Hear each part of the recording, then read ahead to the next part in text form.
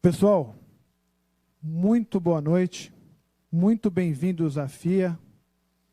Meu nome é Eduardo Furlanetti, eu sou professor aqui e diretor de cursos do Laboratório de Finanças e do Programa de Administração de Varejo da FIA. E eu farei a abertura e, como eu falo pouco, acho que em 1h30, 2 horas, a gente termina essa abertura. Queria também dar boas-vindas ao pessoal que está nos acompanhando pela nossa página no Face. Então, bem-vindos, que participem, que aproveitem aí a experiência. E, fazendo as honras da casa, a gente vai agora apresentar um vídeo institucional da FIA e, na sequência, eu continuo com mais 1h30 de palavras aqui que eu vou falar para vocês, tá bom? Todos os dias nós acordamos diferentes do que fomos ontem. Buscamos ir além de onde podemos ver. Vamos atrás do novo, do que ainda não existe, simplesmente porque nunca alguém o inventou. Ainda. A FIA é muito mais do que você imagina. São mais de 36 anos de história. Nossos profissionais são doutores, autoridades em muitos dos temas que tratamos. A FIA e a Faculdade FIA são reconhecidas mundialmente entre as melhores escolas de administração. E essa qualidade é refletida nas parcerias e intercâmbios que fazemos com diversas universidades ao redor do mundo. Mas você precisa descobrir uma outra FIA. A FIA que faz educação executiva e consultoria em gestão, inovação, tecnologia da informação, logística, operações, finanças, projetos para o setor público, gestão de pessoas, marketing, varejo, agronegócios, esporte, energia, saúde, gestão de projetos, seguros, grandes, pequenas e médias empresas. A FIA tem uma enorme capacidade de gerenciar grandes projetos complexos. É a responsável pela metodologia pesquisa-avaliação do Guia Estadão das 1.500 empresas que mais cresceram no país em 2015 e do ranking das 150 melhores empresas para você trabalhar da Você S.A. São mais de 5.000 projetos realizados. Entre eles, o projeto vencedor que permitiu ao Brasil conquistar o direito de ser a sede das Olimpíadas de 2016. O CIAF, que marcou história na transparência na prestação de contas no país. E o projeto da implantação dos CELS pela Prefeitura de São Paulo, numa inovadora mudança de paradigmas. Mas ninguém faz nada sozinho. A FIA tem muito orgulho em ter parceiros de grande porte, como a PwC Digital Experience Center, que trazem toda a sua experiência e expertise para que juntos possamos desenvolver projetos realmente inovadores. FIA, mais que conhecimento. Muito bem, pessoal, e queria, antes de mais nada, fazer uma pergunta para todos vocês. Quem aqui não é aluno da FIA? Bem, esse pessoal todo que não é ou não foi? Todo mundo aqui é aluno, olha, ou foi? Quem não é, não pode levantar a mão. Isso é uma falha gravíssima na marca de vocês. Né? Vocês, não, agora, não é? Falando sério, muito bem-vindos a quem está chegando agora também, muito bem-vindos aos alunos e ex-alunos. Uma das questões que eu acho que nós temos hoje no país, que talvez seja uma das questões mais importantes, é a questão ligada à falta de diálogo. O país vive hoje uma profunda falta de diálogo. E eventos como esse nos propiciam a recuperar um pouquinho desse déficit e debater temas que são relevantes. No nosso caso, a gente trata de temas ligados a negócios. E não há, hoje em dia, nada mais relevante do que discutir as marcas. Vocês têm noção de quantos funcionários tinham no WhatsApp quando o WhatsApp foi vendido para o Facebook? 25. Foi vendido por quanto? Tem gente que fala 16 bilhões de dólares, tem gente que falou aqui 32 bilhões de dólares, 50 25 funcionários, lá na Califórnia, conduziam uma empresa cujo valor de mercado foi de 16 bilhões, 30 bilhões. Será que isso tem a ver com marca? Será que tem? Não necessariamente, mas pode ser que tenha um pedaço disso que seja o valor da marca. A Face vale mais que Petrobras. Em dezembro do ano passado, o WhatsApp valia mais que Petrobras. Só que Petrobras está desgastado. Mas vejam vocês como essa temática, essa discussão de geração de valor é importante e como é que, quais são os elementos ligados a essa discussão de marcas aqui. Então, esse eu acho que é um tema fundamental. Nós aqui na escola, o nosso núcleo, que é o Laboratório de Finanças e o Programa de Administração de Varejo, a gente já há muito tempo vem entendendo que a questão de marcas é uma questão essencial e nós criamos a principal, me perdoem novamente os concorrentes, porque eu estou com o microfone, eu posso falar o que eu quiser, o principal pós-graduação de gestão estratégica em marcas do país. E olha a honra que a gente tem. Nós temos a honra de hoje receber aqui, como palestrantes, profissionais de sucesso, professores excelentes, que foram alunos da nossa primeira turma. Eu acho que essa é uma troca fundamental. Quer dizer, teve um dia que vocês tiveram, claro, com protagonismo relativo, e hoje vocês são protagonistas aqui nesse palco. Então, isso é uma coisa muito bacana. O nosso programa é um programa, diferentemente de programas que vocês têm, muitas vezes, ligados à gestão de negócios, com algumas inserções na área de gestão de marcas, esse curso foi totalmente concebido para quem quer entender profundamente a temática de marcas. Pode avançar, por favor. Deixa eu isso aqui já.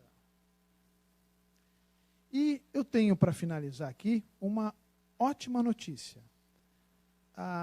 Uma das marcas de São Paulo, quer dizer,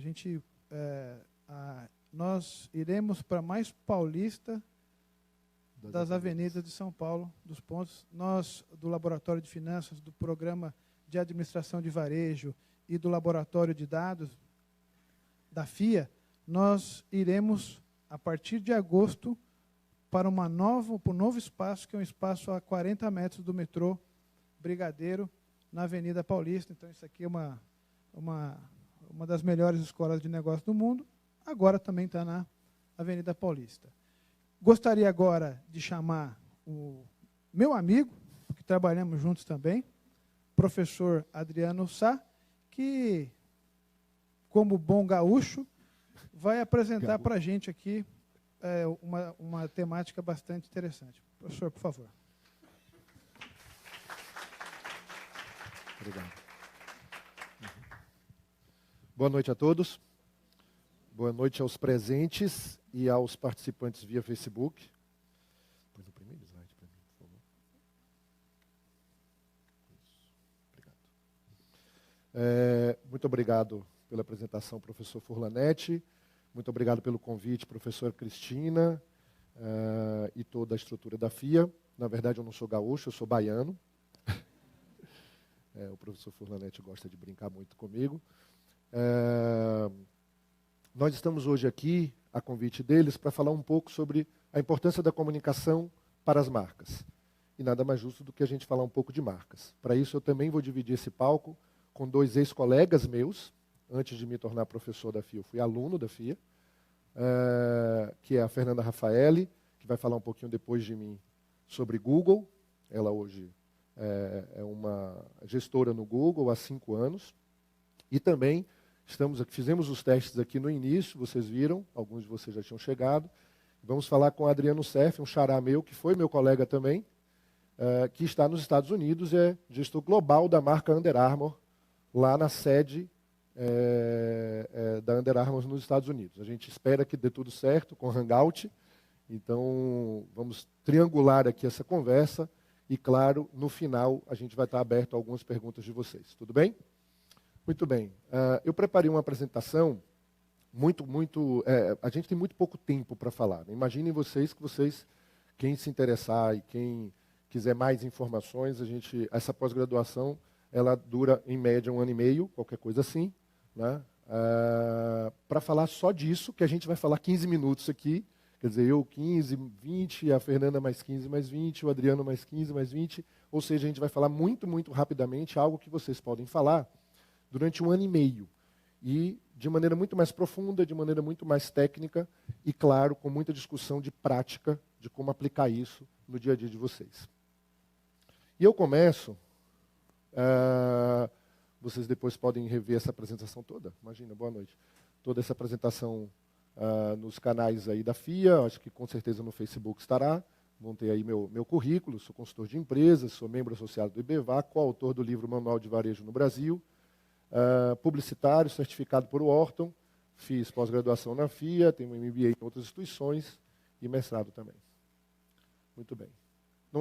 Nada pode existir na mente que não tenha passado antes pelos sentidos. Então, a gente tem que começar essa discussão sobre se foi o valor da marca ou não foi o valor da marca, que fez com que determinada marca, determinada empresa fosse comprada por alguns milhões, às vezes bilhões de dólares. Essa última semana a gente viu uma das maiores negociações de varejo físico no mundo sendo comprado por um grande varejista online, que foi a Amazon quando comprou a Whole Foods nos Estados Unidos.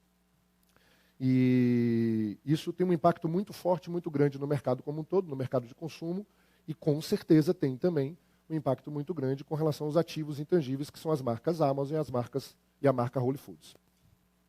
Tudo isso passa por todos os sentidos, e eu costumo dizer que a marca está numa quarta dimensão, além das 3 dimensões que nós conhecemos.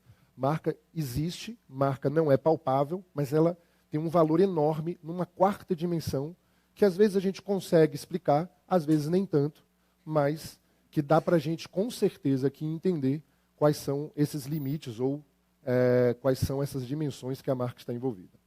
Então, a primeira grande pergunta que eu gosto de fazer é o que é marca? Porque para cada um de nós, e existe um autor chamado Martin Neumeier, que tem várias obras sobre marca, uma delas chama Brand Gap, e ele diz, cada pessoa cria a sua própria versão das marcas. Então, para cada um de nós, a gente talvez tenha um significado de marca. Então, o que é marca propriamente dito? Né? Muita gente acha que o logotipo, né? Marca se resume ao logotipo, marca se resume à capacidade de comunicação visual, e não é só isso. É muito mais do que isso. Eu poderia dizer que, na verdade, marca é um todo. Agora, para fazer essa reflexão ainda melhor, para a gente conseguir entender ainda mais toda essa complexidade que a gente chama de uma palavrinha só, com 5 letras, eu faço outra reflexão. E se não existissem as marcas? Como é que seria o nosso mundo? Como é que seria o nosso consumo? Eu gosto muito de provocar os alunos e até mesmo alguns clientes e digo o seguinte, vocês já pararam para pensar quanto nós consumimos, nós mesmos, nós todos aqui como consumidores, quanto nós consumimos no mês, percentualmente, por razão e por emoção? Vocês já pararam para pensar nisso? Alguns mais céticos, mais racionais, vão dizer, olha, 50-50, eu sou super racional. Outros vão para um lado mais emotivo, vão falar, olha, eu acho que eu consumo mais por emoção, um pouco mais por emoção, um pouco mais por razão, e eu não entro nessa briga, porque cada um vai ter ali a sua concepção do que é razão, do que é emoção, e aonde coloca isso no seu consumo. Mas eu posso afirmar uma coisa para vocês. Quanto a gente paga por esses produtos? Como estão aqui, na tela. Quanto a gente paga por essa batata frita, por esse celular? E eu não estou nem falando de custo, tá? Quanto custo é outra coisa, que até tem uma disciplina lá também que fala sobre custo, formação de preço. Mas quanto vale isso aqui? E o caso talvez, né, os casos, aqui tem vários casos de marcas muito conhecidas nossas, mas um dos casos mais gritantes aqui é o do café, o da joia. Quanto a gente paga por essa joia nessa caixinha? Assim, como está. Quanto vale ela? E por aqui, café? Tem gente que cobra 15, 16 reais. Será que todo mundo conseguiria cobrar 15, 16 reais num copo de café? Então, eu acho que quando a gente começa a fazer essa reflexão, a gente começa a entender a importância da marca no processo de consumo. A gente começa a entender a importância da marca para a empresa, para as companhias. Porque marca não é pura e simplesmente um logotipo. Marca não é pura e simplesmente um nome bonito, bem feito, bem desenhado e também bem comunicado. É tudo isso e muito mais. Se a gente parar para pensar que aqui tem uma das principais marcas do mundo, e são marcas que custam muito, e hoje eu vou mostrar para vocês nesse tempo que a gente tem, por quê, a gente vai chegar a uma conclusão. Não é o café que eu estou comprando, não é o celular, não é a joia. Eu estou comprando outra coisa. Esse é o ponto. Isso é marca.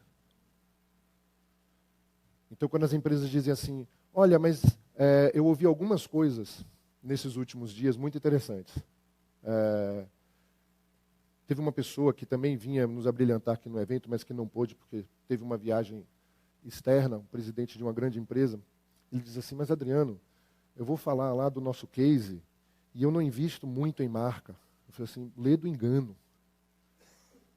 Tudo que você faz, eu não quero falar o nome porque não pedi permissão a ele para fazer essa menção, mas tudo que você faz na sua companhia e o serviço que você presta e que é tão bem avaliado, você está investindo em marca. Então a gente começa a ter algum sinal, a gente começa a ter algum entendimento sobre o que é marca. Marca me faz pagar por cada um desses produtos um determinado valor. E eu não estou atrás do valor, ou melhor, do custo, eu estou atrás da marca. O quanto isso impacta na minha vida, qual a minha relação com essa marca e com esse consumo. Tudo bem até aqui? Muito bem. Então essa é uma reflexão que eu peço a vocês todos que façam. Não quero brigar com vocês, e quem for para a FIA depois vai me encontrar com certeza, seja nos corredores, seja na sala de aula, mas eu costumo dizer o seguinte, a gente consome 100% por emoção, tá? E a gente usa a razão para justificar a emoção. Então quando a gente quer, a gente vai lá e fala, eu mereço, né? Eu preciso, eu tenho o quê? E quando a gente não quer, pode custar R$1, mas a gente não consome. Então, mais ou menos, respeitando aqui as opiniões individuais, eu acho que o fato de a gente sempre consumir, ou, na maioria das vezes, a gente consumir com alguma relevância, com alguma relação com a marca, faz com que a gente entenda que isso tem, sim, uma ligação direta com a emoção. E, muito rapidamente, essa evolução no processo propriamente de produção, de consumo e, por consequência, de marca. Não vou muito adiante. Esse é um dos temas que eu aprofundo bastante no curso, mas de uma maneira muito geral, de uma maneira muito pragmática e objetiva, uma coisa que nos últimos anos foi descoberta, por assim dizer, né, e foi amplamente difundida, e hoje, ultimamente, muita gente, muitas empresas gostam muito de falar da experiência, da tal da experiência, né, e a gente precisa entender o que é essa experiência. A experiência é só do ato do consumo em si? Não. A experiência está no valor agregado e na agregação de valor que você faz com os produtos e, consequentemente, com as marcas. Por quê? Porque essa descoberta leva a uma coisa muito, muito importante, e eu tenho certeza que a Fernanda vai falar um pouco sobre o case do Google aqui, que é, as pessoas não estão atrás de produtos e serviços mais. As pessoas estão atrás da experiência que aqueles produtos e serviços proporcionam para as pessoas. E essa experiência a gente pode ler de várias maneiras, filosoficamente, ou não, mas a gente pode ler simplesmente, status, muita gente gosta de falar do status. Sim, o status também é uma das experiências. Mas não é só o status. Não é só a inserção social. Mas a inserção cultural, por exemplo. As pessoas, por exemplo, quando pagam R$15 num copo de café da Starbucks, elas querem fazer parte daquela comunidade Starbucks. E Nada contra o Starbucks, muito pelo contrário, adoro o Starbucks. Sou cliente inveterado do Starbucks. Tenho até a carteirinha deles lá de cliente fiel, né, fidelidade. Mas alguns que gostam muito de café, de beber os melhores cafés do mundo, sabem que se você não pedir um café especial, o café não é exatamente o melhor do mundo, ainda que tenha excelentes cafés lá. E por que a gente paga tão caro num produto que não necessariamente é o melhor do mercado? Não necessariamente, tá? É muito bom, diga-se de passagem. A gente paga por N motivos. A gente paga pelo Wi-Fi, a gente paga pelo sofá, a gente paga pelo carregador, né, pela tomada, porque hoje tanto Wi-Fi quanto tomada, que nem copo d'água, a gente não pode negar a ninguém, né? Então a gente paga por todo esse ambiente, a gente paga por tudo isso, e que sim tem um logo. Né? Isso tudo é que a gente se propõe a estudar durante esse um ano e 6 meses. Tá? E estamos falando de um novo consumidor, né? E como é que a gente constrói marca nesse novo cenário. E eu não vou, de novo, eu não quero entrar muito no aspecto propriamente da mídia social, da internet, porque a Fernanda, mais do que eu, vai falar de um grande case, que é o Google. Então, vou deixar isso para ela. Mas eu vou explicar, basicamente, como é que funciona essa questão dos valores e aonde a marca propriamente entra como um ativo, principal ativo intangível das companhias. Então a gente diz o seguinte, branding, né, que é uma palavra que não tem tradução literal para o português, assim como marketing, então a gente chama de gestão de marcas, como marketing é gestão de mercados. Né? Ela vem da palavra brand, e uma das teorias da etimologia da palavra, ou seja, da onde vem essa palavra brand, é de burn, ou seja, de queimar. As pessoas antigamente queimavam as caixas, queimavam as sacas, e até recentemente ainda se queima gado, para indicar procedência, para indicar de onde vinha essa história. Né? Então, branding, que é gestão de marcas, né, vem principalmente da indicação de qualidade, da indicação de procedência, da indicação de quem que é, e aí vem aquela questão do storytelling, vem a questão, né, quem que é que está vendendo essa história, quem que fez, e tudo isso está envolvido, eu vou mostrar para vocês. Agora, para que eu preciso fazer branding? Para elevar o meu equity. O que quer dizer? Eu preciso elevar o valor da marca. E é valor financeiro. Tá? Os financeiros aqui que não me deixem mentir.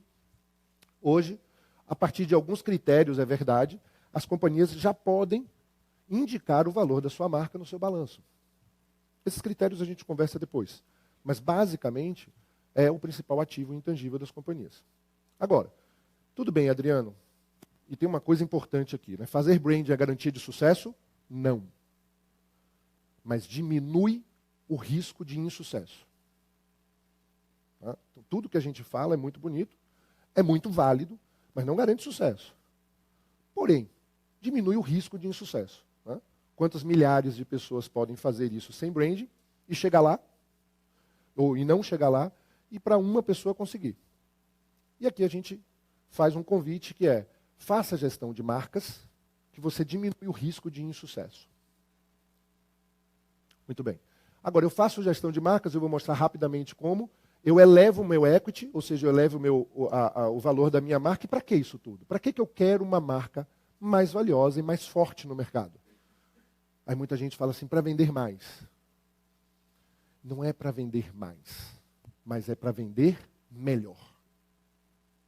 Não necessariamente em volume, às vezes sim, mas principalmente para ter a capacidade de praticar um premium price, que não é mercado premium, apesar do mercado premium ser 100% marca, mas é premium price, independente do segmento, independente exatamente do produto ou do serviço, eu consegui fazer com que os meus clientes e meus consumidores estejam aptos a pagar mais por aquilo que eu estou oferecendo.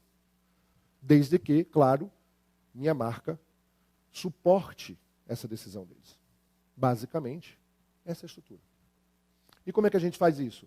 Muito rapidamente, a gente faz de várias maneiras. Né? Existem algumas metodologias de mercado. Eu gosto de usar a BIS, Brand Image and Strategy, que que fala o seguinte: olha, eu começo sempre com um diagnóstico da empresa, da marca, e definição dos objetivos estratégicos. Eu passo pela estratégia e pelo posicionamento, onde a entrega é a plataforma da marca e a arquitetura. Eu diria que plataforma da marca não tem esse nome à toa, porque ele é realmente a principal etapa, a principal entrega. É a fundação. Todas as decisões a posteriori têm que ser tomadas com base numa plataforma. Todas. Todas. E que plataforma é essa? Então, essa plataforma, essa base, tem que ser criada, definida, escrita, aprovada, para então todas as outras todas as decisões serem tomadas a partir daí. Inclusive decisões estratégicas de negócio. Vou lançar um produto novo, vou comprar alguma outra companhia, né? Vou expandir, vou para outro país. Todas essas decisões passam, inclusive, pela plataforma da marca. Arquitetura, depois identidade da marca. Aí sim, a gente entra em linguagem, identidade verbal e visual da marca. Aqui a gente vai definir, por exemplo, né, nome, logotipo, slogan, embalagem. Todos aqueles chamados elementos de marca, que eu gosto de chamar de signos, que, portanto, vão gerar significados nas pessoas, clientes e consumidores, a gente define aqui. Com base em quê? Com base na plataforma. Essa é a plataforma que vai definir a estratégia de posicionamento das marcas. E então, vem a comunicação, por exemplo. Comunicação de marketing, comunicação integrada de mercado, comunicação integrada, tem vários nomes no mercado. Eu acho que não cabe aqui a gente discutir os autores, mas sim o seguinte: toda a parte de implantação de marca nos pontos de contato com os públicos-alvo. Olha, como consultor, eu tenho uma surpresa para contar para vocês, que é uma surpresa para mim todos os dias. Eu poderia afirmar que 80% das companhias não sabem definir o seu público-alvo. Em geral, a resposta sempre é assim: homens e mulheres de 16 a 65 anos, moradores do Brasil. Isso é mais de 80% da população. Isso não é público-alvo. Está aqui o Vitor, um ex-aluno meu, que é um empreendedor de startup e que fez um trabalho de marcas recentemente primoroso. E a gente discutiu muito isso quando ele decidiu fazer um trabalho de branding para a empresa marca dele. E ele, inclusive, introduziu um conceito extremamente valioso. Além de público-alvo, a gente foi para persona. E ele falou assim: olha, persona, o pessoal da tecnologia trouxe como um valor agregado a público-alvo muito interessante, porque público-alvo geralmente é range, né? Geralmente é faixa, e persona é a pessoa. E a gente diz muito que a gente está numa época do human to human, ou seja, de pessoas para pessoas, de negócios entre pessoas, de comunicação entre pessoas, muito embora, né, tudo isso tenha sustentação na tecnologia, nas empresas de tecnologia, nas empresas de rede social, e de novo eu vou deixar isso para a Fernanda falar, mas de qualquer maneira, a gente está falando de uma human persona, de uma pessoa humana, e quem é essa pessoa humana? É uma pessoa, ou duas no máximo, onde a gente consegue dar ali todo o comportamento e característica da pessoa. Portanto, para eles, essas pessoas, a gente vai implantar a marca nos pontos de seus contatos. Por exemplo, onde essa pessoa anda, o que ela costuma fazer, né? Quais os comportamentos de consumo dessa pessoa, e, portanto, a marca tem que ser implantada daí. E daí vem a história da comunicação integrada. Comunicação integrada, que, diga-se de passagem, é muito, muito importante. Ela é uma série de formas e meios, e formas e meios já é até uma atualização sobre ferramentas, as tais ferramentas de marketing, ferramentas de comunicação do Kotler. O professor Edson Cristelli, da Universidade de São Paulo, fez uma obra recentemente, nos últimos anos, com o professor Terence Shrimp, dos Estados Unidos, e ele chamou de formas e meios, e isso também é de uma maneira um pouco mais profunda, mas basicamente para quê? Para dizer o seguinte: a implantação da marca é isso aqui. A gente precisa colocar no meio da operação como um todo, da nossa empresa, do nosso produto, do nosso serviço, o consumidor ou o cliente, e ele ser o chamado Customer Centricity, ele ser o centro do nosso universo, ser o centro da nossa operação, e, portanto, a partir desse centro, mapearmos todos os pontos de contato que ele tem, essa pessoa, esse público-alvo. A partir desses pontos de contato, a gente trabalhar cada uma dessas formas e meios, que então este público-alvo, para que então estas pessoas acreditem na nossa marca, comprem a nossa marca, fortaleçam a nossa marca, né? Lembrem da nossa marca. Um ponto mais alto da marca para as pessoas é lealdade, sejam leais à nossa marca. E quanto mais leais à marca, maior a elasticidade de preço que a gente tem. Portanto, maior a propensão dessas pessoas que são mais leais à nossa marca a pagarem premium price, a pagarem mais por elas. Então, basicamente, eu não quero confundi-los, não quero, de novo, de maneira muito objetiva o que eu queria passar para vocês. A gente faz marca que é para vender melhor, tá? Basicamente é isso. Agora, vender melhor como? Vender melhor com premium price. Vender melhor é dizer que uma coisa que poderia custar R$1 de todos os concorrentes, uma marca mais forte, mais valiosa, pode cobrar R$1,20 e os seus consumidores, os seus clientes podem pagar. Vão querer pagar. Basicamente é isso. Como? Com branding, com gestão da marca em todas as suas etapas, como eu demonstrei muito rapidamente para vocês aqui. E, numa última etapa, na implantação dessa marca nos pontos de contato com o seu público-alvo, com o seu consumidor. Seja cliente no B2B, seja um consumidor no B2C. A gente já está atualizando esses conceitos para H2H, para H2H, ou seja, para Human to Human, mas de qualquer maneira, ainda permanece a importância da gente saber para quem a gente faz as coisas.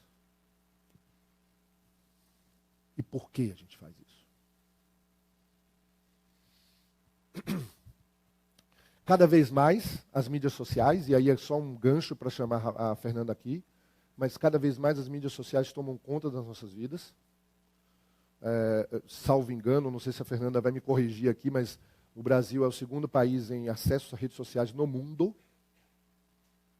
Não sei se ela vai trazer um dado mais recente, talvez, mas as redes sociais mandam nas nossas vidas. E como mandam? Entre outras coisas, porque ali a gente tem pessoas de confiança que para nós são muito importantes e, portanto, influenciam na nossa decisão de compra.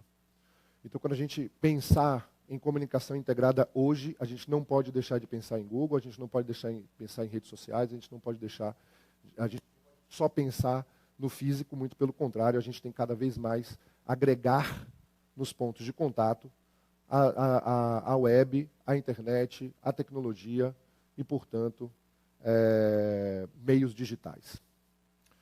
Essa é uma frase muito, muito interessante. A Lowe's é uma grande empresa, uma grande rede de lojas de home centers nos Estados Unidos. E um vice-presidente da Lowe's disse, nós temos que ter a certeza de que começamos com o cliente e em seguida voltar de lá para tomar as decisões. Para tomar as decisões é liberdade poética minha. Então, assim, eu tenho que ter certeza que eu conheço para quem eu vendo, o que eu vendo, principalmente por que eu vendo, e aí voltar para a companhia e tomar as decisões. Senão, eu vou fazer de alguma maneira coisas muito erradas, muito desconexas, não vou conseguir conversar com esse meu público, não vou conseguir falar a língua dele, não vou conseguir estar aonde ele está, se eu não conhecer muito bem ele. Tudo bem até aqui? E então, vocês estão preparados para esse novo mercado? Essa é a grande dúvida. Essa é a pergunta que eu queria deixar para vocês pensarem, para vocês refletirem. O quanto é importante a gente imaginar que, mesmo com todas as mudanças no comportamento de consumo nos últimos anos, baseados principalmente nos canais de comunicação digitais, a marca ainda é o principal ativo intangível da companhia. E eu quero deixar com vocês, para que a gente, de novo, só uma representação em vídeo, reflita cada vez mais nisso. Um vídeo que eu vi recentemente e que me impactou bastante e que fala muito dessa nova tecnologia e de como nós vamos encarar o mundo a partir de agora.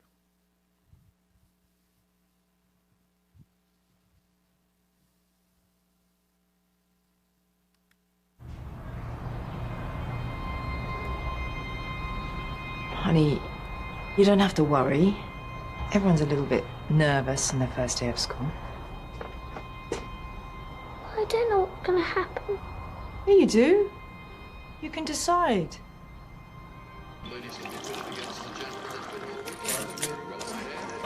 So, I can decide? Yeah. You're in control. Imagine that.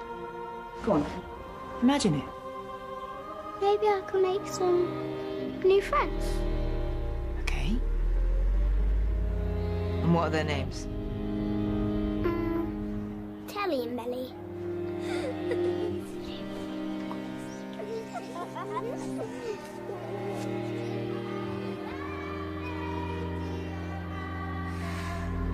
Good morning. This is Nadia. I'm going to spend every lunchtime with them for the next 100 years. Really? 100 years is a long time. Well, at least as long as we can then.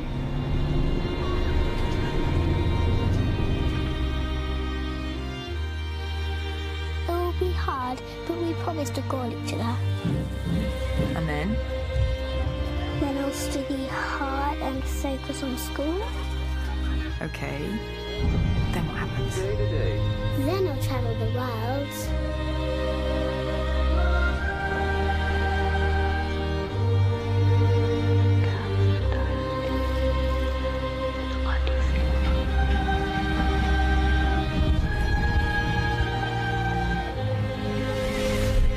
Do you want to come with me, Mum? Oh, I don't think you'll be alone. I'm sure you'll meet somebody nice along the way. What do you mean? Nothing. Carry on.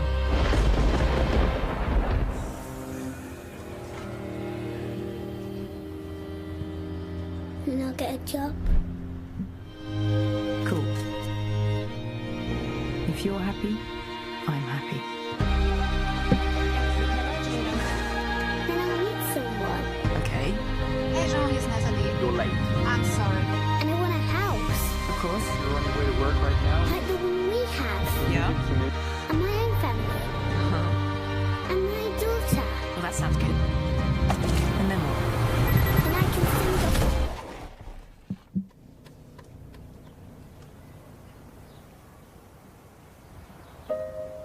Well, that sounds like a good plan. Don't you think? Yeah. Let's see what happens. Em tempos que a gente já começa a conversar sobre carro autômato, ou seja, aqueles carros sem motorista. Esse vídeo, eu não sei se ele é exatamente muito recente ou não, mas eu particularmente só vi ele nessa última semana. Ele me impactou muito, porque é um dos poucos momentos realmente na vida em que uma fração de segundo fazem toda a diferença. Toda a história que a menina quer de vida, que a menina conta para a mãe, no seu controle sobre a sua ótica, que quer fazer na vida, está ali, naquele momento em que um carro, agora, com tecnologia, consegue parar sozinho antes de atropelar alguém. É nesse momento que eu convido vocês a refletirem. E nossas marcas? A pessoa que me apresentou esse vídeo falou assim para mim, tem tudo a ver com o porquê dessa marca, não tem, Adriano? Exato. Tem tudo a ver com o valor da marca Volvo para os seus consumidores. Segurança. Então é uma campanha linda, maravilhosa, mas que está baseada numa plataforma de marca que não é nova, nem a marca, nem a sua plataforma.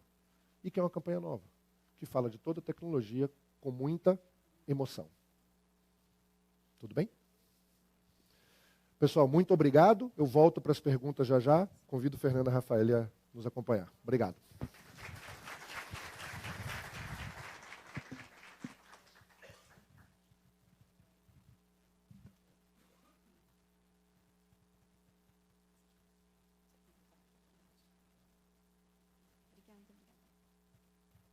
Oi, pessoal, boa noite. Meu nome é Fernanda.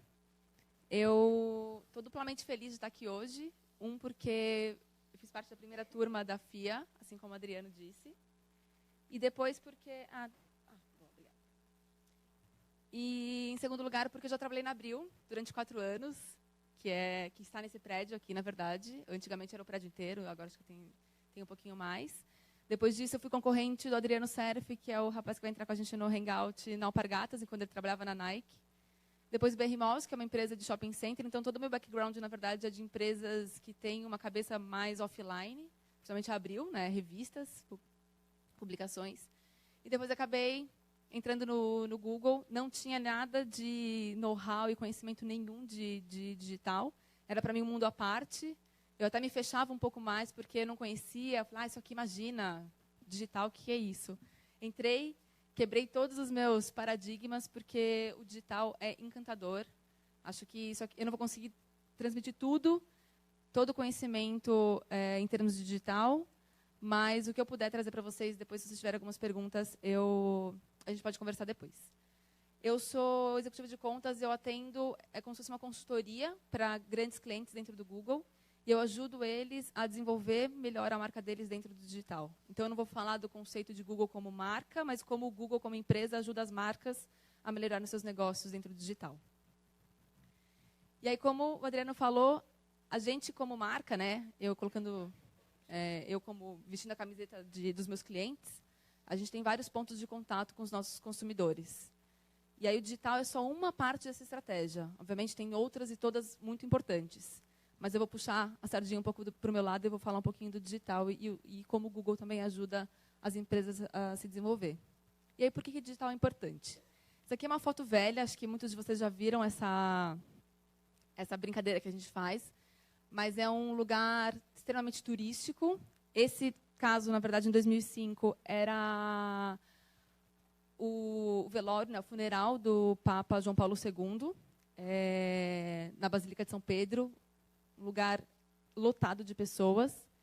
E essa foto é no mesmo lugar, só que alguns anos depois. E aí tem uma diferençazinha básica aí do comportamento das pessoas. Nesse caso, era a celebração do novo Papa Francisco. E aí o quanto as pessoas, né, o comportamento do consumidor mudou de lá para cá. O quanto a tecnologia desse aparelhinho aqui, tablet nem tanto, o tablet já está ficando obsoleto, porque o celular se desenvolveu tanto que isso virou uma febre para todas as pessoas. Vocês sabem mais ou menos quantas vezes a gente olha o celular durante o dia? Um chute. 150 vezes no dia a gente para olhar o celular. É muita coisa. E o celular, na verdade, é só uma estratégia de digital que a gente consegue impactar os nossos consumidores. Eu não vou falar só de mobile hoje, mas tenho em mente que mobile e vai ser muito importante no futuro. E aí, eu queria só fazer uma brincadeira para a gente mostrar como que o consumidor mudou de 2002 para cá. Na verdade, isso aqui de 2002 a 2014. Então, de 2014 para 2017, ainda mais mudanças aconteceram. Mas só para vocês verem como que é o comportamento do consumidor em diferentes meios. Então, tem TV aberta, tem rádio, tem revistas, tem jornal. E aqui é o tempo de consumo dos usuários no Brasil ao longo desses anos. Então, o tamanho da bola é o tamanho de minutos que os consumidores passam acessando ou consumindo esses diferentes meios ao longo da semana, tá bom? Então, vai passando ano a ano. O digital, que é a bolinha roxa, tendo uma participação expressiva aí na população. E aqui eu estou falando do total da população brasileira. Tá? Obviamente, se a gente for quebrar por targets, 18, 24, 25, 34, tem maior ou menor penetração. Isso aqui é o geral. E aí, outro slide. Isso aqui é só, né, de como era 2012 e o retrato de 2014. Então, 2002.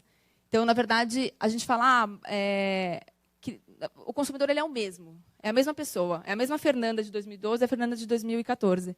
Mas, na verdade, a forma e o como ela consome esses conteúdos é que mudou. Isso tudo, tecnologia, internet, ajudou bastante.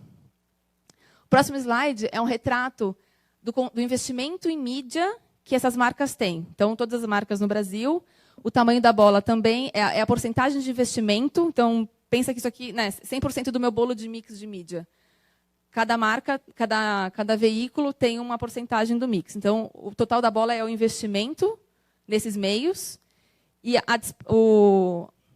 o tamanho e a distância de uma bola para outra é a participação que elas têm no mix total de mídia. Tá? É a penetração que elas têm no total do investimento das marcas. Isso foi acontecendo. TV aberta. Não mudou fazer nada, né? TV aberta, de lá para cá, teve ainda mais concentração de investimento e os outros meios se distanciaram porque a TV aberta ainda é muito forte no Brasil. E é forte, é importante, mas é uma comunicação de massa. Não necessariamente é o que você precisa para a sua marca ou para o seu consumidor. E aí juntando os dois gráficos ao mesmo tempo, é como está o comportamento do consumidor e como é o comportamento de investimento das marcas. Isso vai muito em linha com o que o Adri falou, que não está de acordo com o consumidor. O consumidor está tendo um comportamento e as marcas não estão acompanhando isso. Onde está o consumer centricity, o consumer center? Tipo, como que a gente vai equiparar toda essa mudança do consumidor no seu plano de mídia? As marcas estão atrasadas. E aí tem N motivos pelos quais as marcas deixam de fazer esse shift tão rápido. Porque o board ele é mais tradicional, porque as pessoas desconhecem digital. Digital é uma caixa sem fim, porque tem muita coisa para fazer, tem muita métrica, tem muita mensuração. Então, às vezes, as marcas vão no mais fácil, porque já faço isso há tanto tempo, por que eu vou mudar? E esquecem de olhar para onde o consumidor está indo. Vou passar por aqui. Esse aqui é a escala. Aqui é a cada 20% de investimento dentro do mix, e aqui é 30 minutos de consumo de mídia. E aí um pouco de dados gerais da internet, né? Hoje, brasileiros conectados com acesso à internet, seja por mobile ou por desktop, são mais de 120 milhões de brasileiros. Isso representa 58% da população. E aí, quando a gente entra em população economicamente ativa, isso já muda para 75%. E aí, olhando um pouco, né, o Brasil e a distribuição de renda, acesso à internet, a gente vê algumas regiões onde as pessoas não têm computador, e o primeiro acesso à internet que elas têm é pelo celular. Porque não vou pagar banda larga não vou comprar internet na minha casa, mas eu tenho meu celular que já vem com um pacote de dados. Então, o primeiro acesso dessa pessoa. Então, por isso que a gente não pode esquecer do mobile, porque muitas pessoas não têm nem desktop. Então, a gente conhece, tem muitos varejistas lá dentro que falam assim, mas mobile não vai bem. Mas você está, de repente, se você não fizer nenhuma campanha focada em mobile, você está deixando de falar com com uma parte da população brasileira que pode ser importante para você. E aí, qual que é a magia do digital? Diferente de outros tipos de veículos que a gente fala com a massa, TV, até rádio, você fala, na verdade, a marca falando para o usuário, e não tem uma troca. E hoje o que as pessoas querem é ser ouvidas, engajar com a marca, sentir que a mensagem que as marcas passam são feitas para as pessoas. O digital, você consegue saber onde a pessoa está, o que ela faz, o que ela gosta de comer, onde ela gosta de ir. E as pessoas, diferente das mídias offline, é que o digital, muitas das vezes, você só paga quando a pessoa interage com o teu anúncio. Quando ele clica num anúncio, quando ele assiste o seu vídeo, quando ele compartilha ou encaminha um post, por exemplo. Então, a pessoa escolheu engajar com o teu conteúdo, ela gostou da sua mensagem, o usuário faz sentido para a tua marca, então eu vou engajar com ela, então eu sou um prospect, né? Um potencial consumidor. Diferente de uma TV, que quando você faz um anúncio, teoricamente, é a hora do intervalo, é a hora que as pessoas saem para ir no banheiro, para ir para a cozinha pegar uma água ou pegar um negócio para comer, é onde a marca passa um comercial, por exemplo, e deixa de falar com a pessoa. Tem uma dispersão muito grande de pessoas que assistem um comercial, não só porque não estão vendo ou porque não são realmente o target específico para essa campanha. E dentro do digital, como eu falei, a gente consegue também trabalhar como o offline trabalha, então a gente consegue ter um perfil demográfico, homem 25+, que está no sul, por exemplo. Mas a gente consegue também saber muito mais. A gente consegue entender que o eu declarado, né, o eu que passa para a sociedade, o que ele quer passar, então é uma pessoa, um homem, por exemplo, de 27 anos, que fala nas redes sociais, que gosta de carros, que escuta músicas alternativas porque ele declara isso é o que eu quero que a sociedade veja, saiba sobre a minha pessoa. Mas a gente também consegue saber pelo nível e pela forma que as pessoas navegam, os tipos de conteúdo que elas assistem, os conteúdos que elas leem, os vídeos que elas assistem, que na verdade ela é um outro tipo de pessoa, que não é o que ela passa para a sociedade, mas é o que ela realmente é. Então, de repente, a pessoa ela gosta de ler reviews sobre máquina de lavar, sobre páginas de dicas de beleza masculina, sobre receitas, vídeos de receita na internet. E, às vezes, ela não quer passar isso para a sociedade, mas ela tem essa intenção, ela consome esses tipos de produto. E se a gente for segmentar só por demográfico, homem 25+, São Paulo, eu vou deixar de falar com uma pessoa que poderia ser meu potencial consumidor, mas que eu não sei. E o digital, conforme a pessoa vai navegando, conforme ela vai acessando, vai vendo, vai compartilhando, a gente consegue pegar esse rastro dessa pessoa, segmentar em clusters dentro da minha estratégia e comunicar com um anúncio exclusivo. Tem um capítulo à parte, que é o que a gente tem falado hoje em dia, que é Machine Learning. Eu não trouxe nada sobre isso, apesar de todo mundo falar, porque eu ia ficar 3 horas aqui falando com vocês. Mas o que a gente está trabalhando hoje, que são as personas, dentro do Google a gente fala de audiências. E aí tem que estar muito conectado com o CRM de vocês para eu conseguir clusterizar o máximo possível a minha audiência para entregar o anúncio certo, para a pessoa certa, com a mensagem certa, no momento certo. Então, eu vou mostrar um exemplo lá para frente que tem muito a ver com o meu perfil de navegação e os tipos de anúncios que foram aparecendo para mim enquanto eu navegava. Mas isso é muito legal. Então, a diferença do digital é que eu consigo realmente entender quem são as pessoas. Eu tenho clientes, por exemplo, que têm réguas na base de CRM deles, que sabem que se o usuário é um usuário frequente, que compra mais de 4 vezes na semana, se é um usuário que compra só na hora do almoço, compra só um determinado tipo de produto, ou compra com ticket médio acima de tanto. Cada tipo de essas microsegmentações, a gente consegue impactar essas pessoas com anúncios exclusivos. Então, por exemplo, eu sou uma compradora de roupa só na promoção. Sempre quando tem alguma coisa na promoção, eu entro e converto, faço alguma compra online. Então, a marca vai entender que a Fernanda só compra como tem promoção. Então, ela vai começar a disparar anúncios para ela, só falando sobre descontos, compre 2, leve 3, enfim. É esse entendimento que a gente tem que ter, porque a gente está sendo muito mais relevante na nossa comunicação. Fazendo o usuário engajar muito mais, e aí converter cada vez mais, tornar o público fiel. Certo? Estou indo muito rápido? Então, tá bom. E aí eu entro... Pode. Quer falar no final?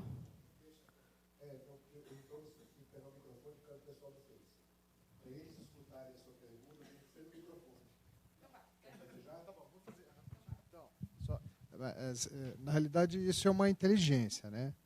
Uma inteligência e que ela também não é tão antiga assim. Ela é uma inteligência recente, né? Por isso, talvez as marcas ainda não conseguiram acessar essa inteligência, né? Ela está se formando, enfim, se modifica com alguma velocidade aí, né? Não seria isso? O digital, a internet, na verdade, é super recente. O Google, por exemplo, ele foi criado em 98. Mas machine learning é um negócio que a gente tem falado agora, mas que a gente já vê isso acontecendo há muito tempo. É uma evolução.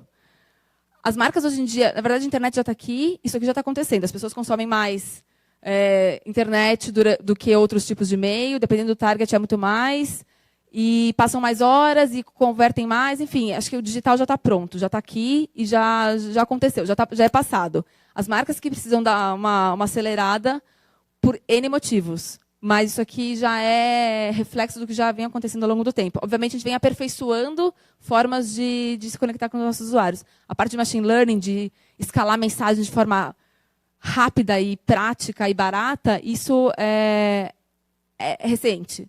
Mas estar presente no digital, quem não está, já está super atrasado. E aí eu entro um pouco num framework que a gente trabalha lá dentro do Google, que é o funil de conversão. Então, teoricamente, eu vou lançar um produto, uma marca, que as pessoas não conhecem. Produtos, papinhas para criança. Ninguém conhece a minha marca, eu quero mostrar para todo o meu target potencial que eu estou lançando esse tipo de produto. Dentro do digital, a gente consegue trabalhar com a massa, então a gente tem formatos lá dentro que eu consigo falar com o maior número de pessoas possíveis e traqueando essa pessoa, né, acompanhando essa pessoa até a hora da conversão. Então, eu consigo despertar uma necessidade nela. Então, eu tenho que falar com pessoas que têm uma idade de estar perto de ter filhos. Posso trabalhar, se eu tiver um foco regional, falar determinada cidade. Mas eu consigo falar com o maior número de pessoas possíveis dentro do meu target no digital. Uma vez que eu trabalhei isso, eu vou reconectando essa pessoa ao longo do meu funil até o momento dela comprar e depois recomprar, ter uma experiência boa na minha marca e virar uma cliente leal. Eu trouxe alguns exemplos super rápidos sobre como é esse funil de conversão e alguns exemplos de clientes que já fazem isso lá dentro do Google. Então, dentro de awareness, é quando eu quero trabalhar com toda a minha audiência possível, o máximo de pessoas possíveis, de uma forma mais barata. Então, aqui são alguns vídeos que estão... Uns que já são mais antigos, mas que fizeram muito sucesso, e outros que estão hoje em dia no ar, que tiveram grandes destaques no Google. Eu não sei se vocês viram já esse vídeo da Volvo, de caminhões do espacate do Van Damme. Depois vocês procuram no YouTube, é interessantíssimo. Já tem alguns anos, ele tem mais de 86 milhões de views só desse vídeo. E nesse momento, por exemplo, eu fui impactada por esse vídeo e eu não sou, de longe, uma consumidora potencial de Volvo. Mas nesse momento eles queriam falar para todo mundo, eles quiseram chocar a sociedade com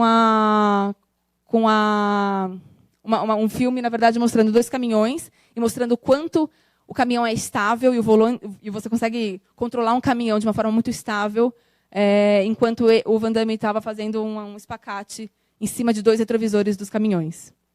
Fora isso, teve uma brincadeira bem legal com o Joel Santana, de Head and Shoulders, que fez um buzz muito legal, acho que na época da Copa. Campanhas da Nike, que são sempre esperadas em eventos esportivos, e essa atualmente de Team Black. Então, no momento de awareness, eu tenho que pegar um target que eu quero trabalhar, ou o target expandido. Então, não necessariamente o meu target homem que vai comprar determinado tipo de carro, ou caminhão, no caso da Volvo, mas o maior número de pessoas que eu gostaria de falar. Depois disso, a gente entra na parte de consideração. E aí é o exemplo que eu tirei de uma navegação minha. Eu estava olhando festa junina em São Paulo, e dentro do site Catraca Live, eu fui impactada por vários tipos de anúncio. E vários deles eu já tive em algum momento um ponto de contato com eles.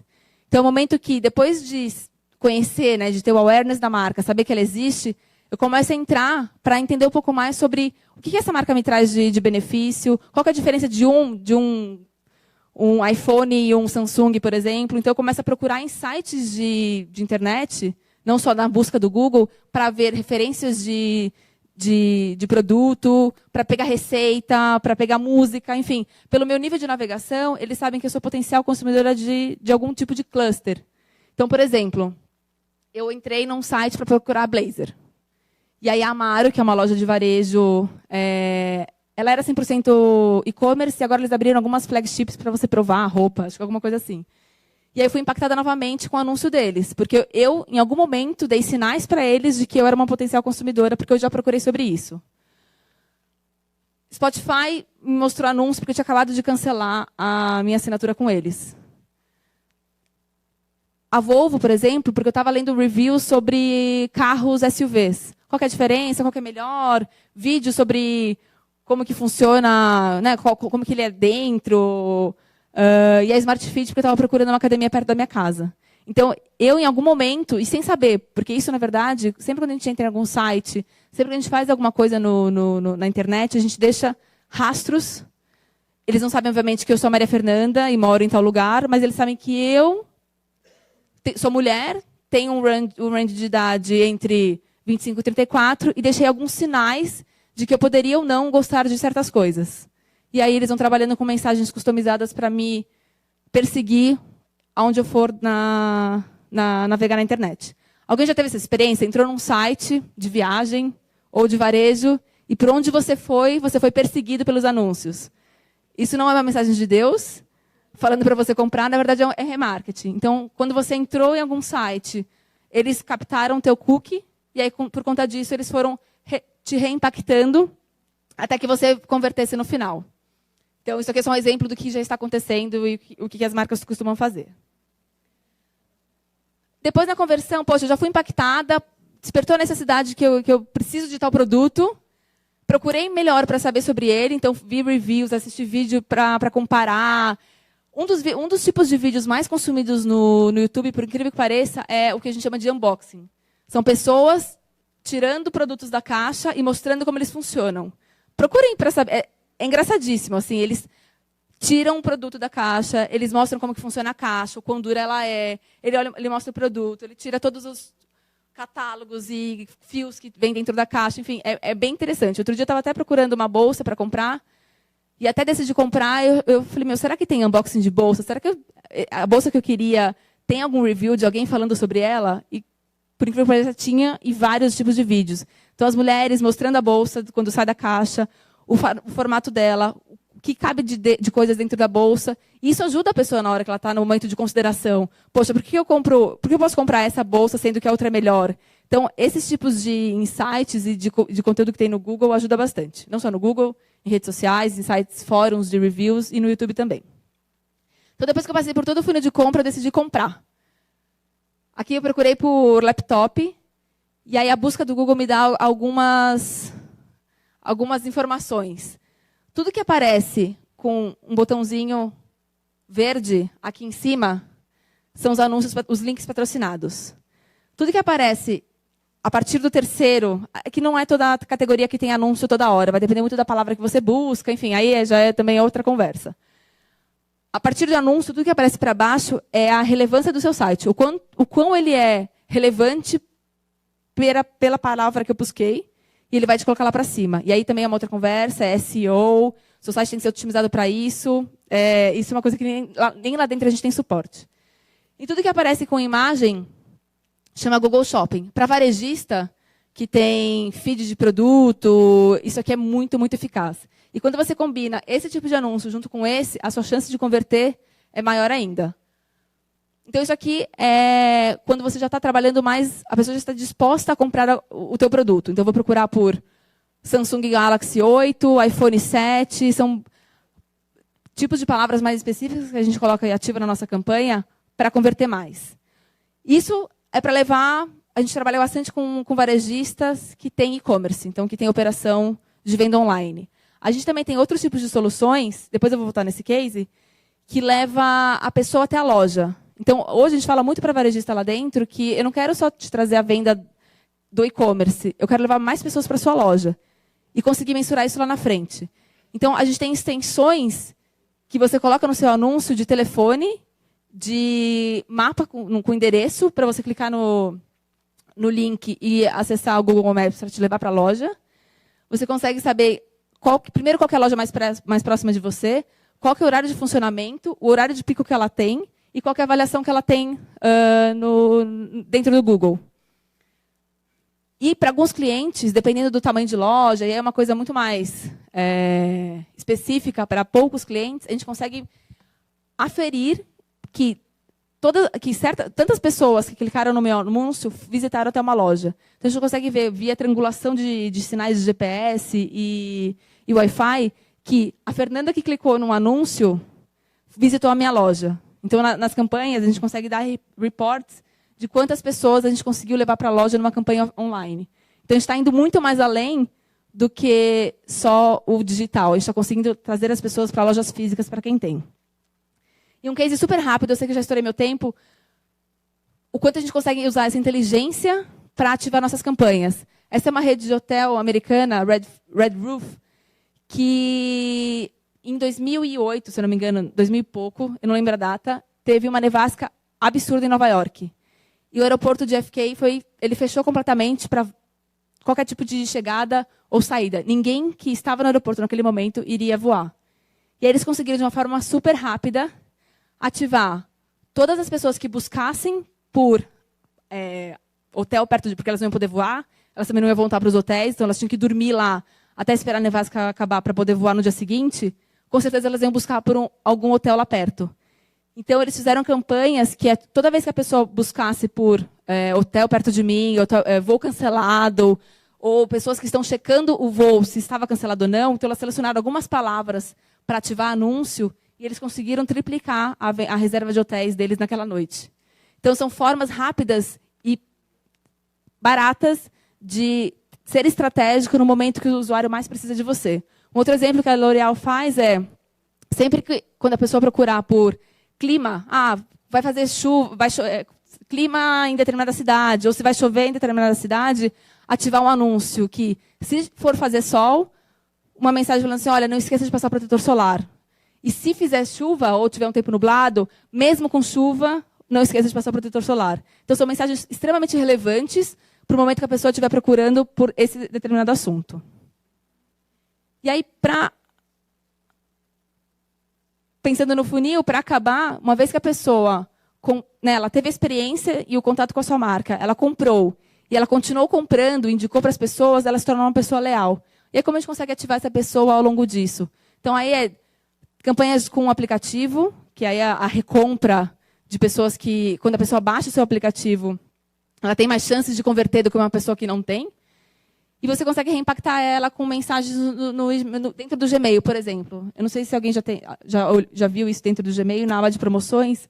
Você tem aqui em cima alguns anúncios customizados. E é tudo com base no tipo de navegação que você tem dentro do seu e-mail. Obviamente, o Google não fica lendo todos os e-mails que vocês têm. É uma máquina fazendo isso. Mas ela vê se você tem alguma campanha... Se eu tenho, por exemplo, um anúncio, um e-mail meu de chegada de algum produto. Por exemplo, sei lá, um exemplo. Da Fit entregou um tênis. Ele consegue entender que a da Fit é uma marca e um tênis é um produto que eu comprei. Então, ele conseguiria pegar esse meu tipo de comportamento e de e-mails recebidos e ativar anúncios parecidos com base no que eu tenho de informação dentro do meu e-mail. E aí, o remarketing, que eu já falei. Então, dentro do remarketing, a gente consegue ativar pessoas com mensagens específicas e pegar audiências similares a essas. Então, dentro do remarketing, são pessoas que já entraram no meu site, já tiveram algum ponto de contato com a minha marca. Seja no meu canal do YouTube vendo um vídeo, ou seja, entrando na minha página e acessando determinado produto. Eu consigo pegar pessoas que têm o mesmo nível de comportamento dentro da internet, que navegam pelos mesmos sites, que consomem os mesmos conteúdos, mas que nunca tiveram contato com a minha marca. Então, isso aqui eu estou ampliando o meu mercado para pessoas que nunca viram, não sabem que eu existo, mas têm o mesmo nível de comportamento de consumo e de navegação que um consumidor meu. Então, sua chance de converter também é muito maior. E aí, por último, uma coisa que a gente brinca muito lá no Google é que a busca do Google, quando você faz uma busca, ele é o teu confidente. Você pode procurar qualquer coisa no Google. A gente fez uma apresentação no final do ano sobre Ano Novo. O quanto o Ano Novo é uma mudança de vida para as pessoas. O quanto as pessoas usam essa virada do ano para fazer novas promessas, novos... vou voltar a estudar, vou voltar a trabalhar. E aí a gente fez uma pesquisa, uma análise lá dentro, só para saber qual que eram os tipos de buscas mais feitos no Google no final do ano, no Brasil. Um deles, eu vou falar os mais chocantes, era como dar o primeiro beijo, e o segundo, como matar meu chefe. Então, a busca do Google, ela te dá insights que nenhum outro lugar dá. Porque eu posso não saber o que é comunicação integrada, mas eu vou lá no Google para saber quanto é que está. O que ele tem mais para me falar. Eu posso não saber quanto vale uma empresa, mas eu vou lá no Google para falar quanto ela vale. O Adriano estava falando sobre o valor de marca do WhatsApp. Falei, deixa eu só checar qual que é do Google. Primeiro resultado, 229 bilhões, passou a Apple. E ele te dá essa informação. Então, não só coisas relevantes, mas como dar o primeiro beijo também as pessoas acabam buscando. E ninguém nunca vai confessar na vida que eu procurei para saber sobre isso. Então, isso aqui, na verdade, é um vídeo que o Google faz todo final de ano, que mostra em imagens os termos mais buscados no mundo inteiro dentro de um ano. Eu vou passar rapidinho e depois a gente já muda para o Adri. No one understood what's going on. People were running everywhere. The uncertainty of Brexit. We don't know what's going to happen. We are a more divided nation than we've ever been. And the officer that was next to us, he ran toward the shops. People start screaming. Everybody gets on the floor. It's completely tragedy and misery in Syria.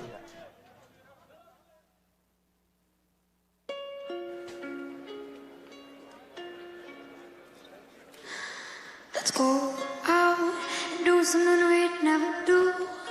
Love does not despair. 'Cause I feel like I can do Love gives us hope that change is possible. My head is spinning and my feet off the ground when I can't stop dancing like no one's around. And yeah, I think we were born to shine. 'Cause the stars are dull when they're compared to. If you take away the labels, you realize that we're far more alike than we are different. And close their eyes.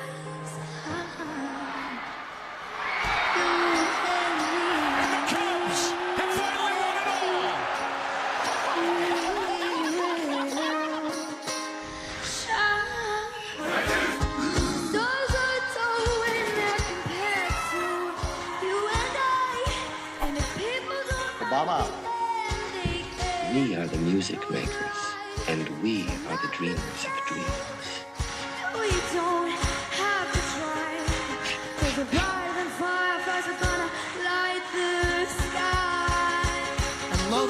love is love is love is love is love is love is love cannot be killed or swept aside. Now fill the world with music, love, and pride. Like the sky.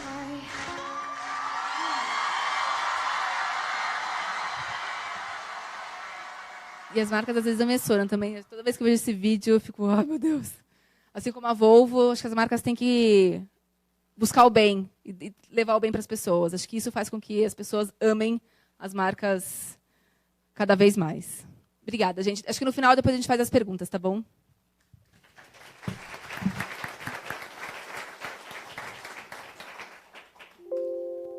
Obrigado, Fernanda. A gente vai conectar agora via Hangout com o Adriano Cerf, que é um xará meu, nosso colega. Já está lá? É isso? Eu acho que ele só te vê, tá? É isso. Oi, Adri. Está me ouvindo? Olá, estou te ouvindo. Então deixa eu fazer uma... Opa, obrigado. Fazer uma introdução sua aqui. Na verdade, ele até mandou uma... Eu vou deixar ele falando. Ele mandou uma introduçãozinha aqui. O Adriano é formado em administração com ênfase em marketing. Atualmente é Senior Manager of Global Brand Management no headquarter da Under Armour. Particularmente, eu acho uma das marcas mais disruptivas e que estão quebrando alguns paradigmas no mercado esportivo no mundo inteiro, em Baltimore, nos Estados Unidos. Ele está no mercado esportivo há mais de 15 anos, passou pela Nike, pela Adidas, e, além disso, é pai recente da pequena Sophie, de 1 ano, e é ultramaratonista. Inclusive, agradeço especial a ele aqui, a Fernanda também, claro, mas ele chegou hoje de uma maratona que ele fez, ele vai contar um pouco aqui para vocês, acho que na região de Las Vegas, ontem, mas mesmo assim aceitou aqui o meu convite para conversar um pouquinho com a gente. Adri, eu acho que você viu a apresentação da minha e a Fê no Facebook. Não dá para te mostrar o auditório, vou tentar aqui meio que a gosto do pessoal da técnica, mas só para você ver todo mundo, ou você já vê no Face. Não dá, não posso. Ele está falando aqui, se eu mexer no computador aqui, ele me mata. Mas no Face ele consegue ver a turma, consegue ver a galera, tá bom. Está todo mundo muito ansioso para te ver aqui, para falar com você. Na verdade, eles já estão vendo você no telão. E a gente quer que você conte um pouco da marca Under Armour, de como a marca se posiciona no mercado, de como usa aí os meios e formas de comunicação. Fala um pouco da marca para a gente. E é isso. Depois a gente volta para algumas perguntas. Obrigado por aceitar o convite. Que isso, Adriano. Eu que agradeço o convite. Está todo mundo me ouvindo direito? Tá. Com algum chiado, mas tá. Pode continuar. Bom, eu fiz a apresentação. Eu realmente trabalho no Under Armour aqui em Baltimore, nos Estados Unidos. Trabalho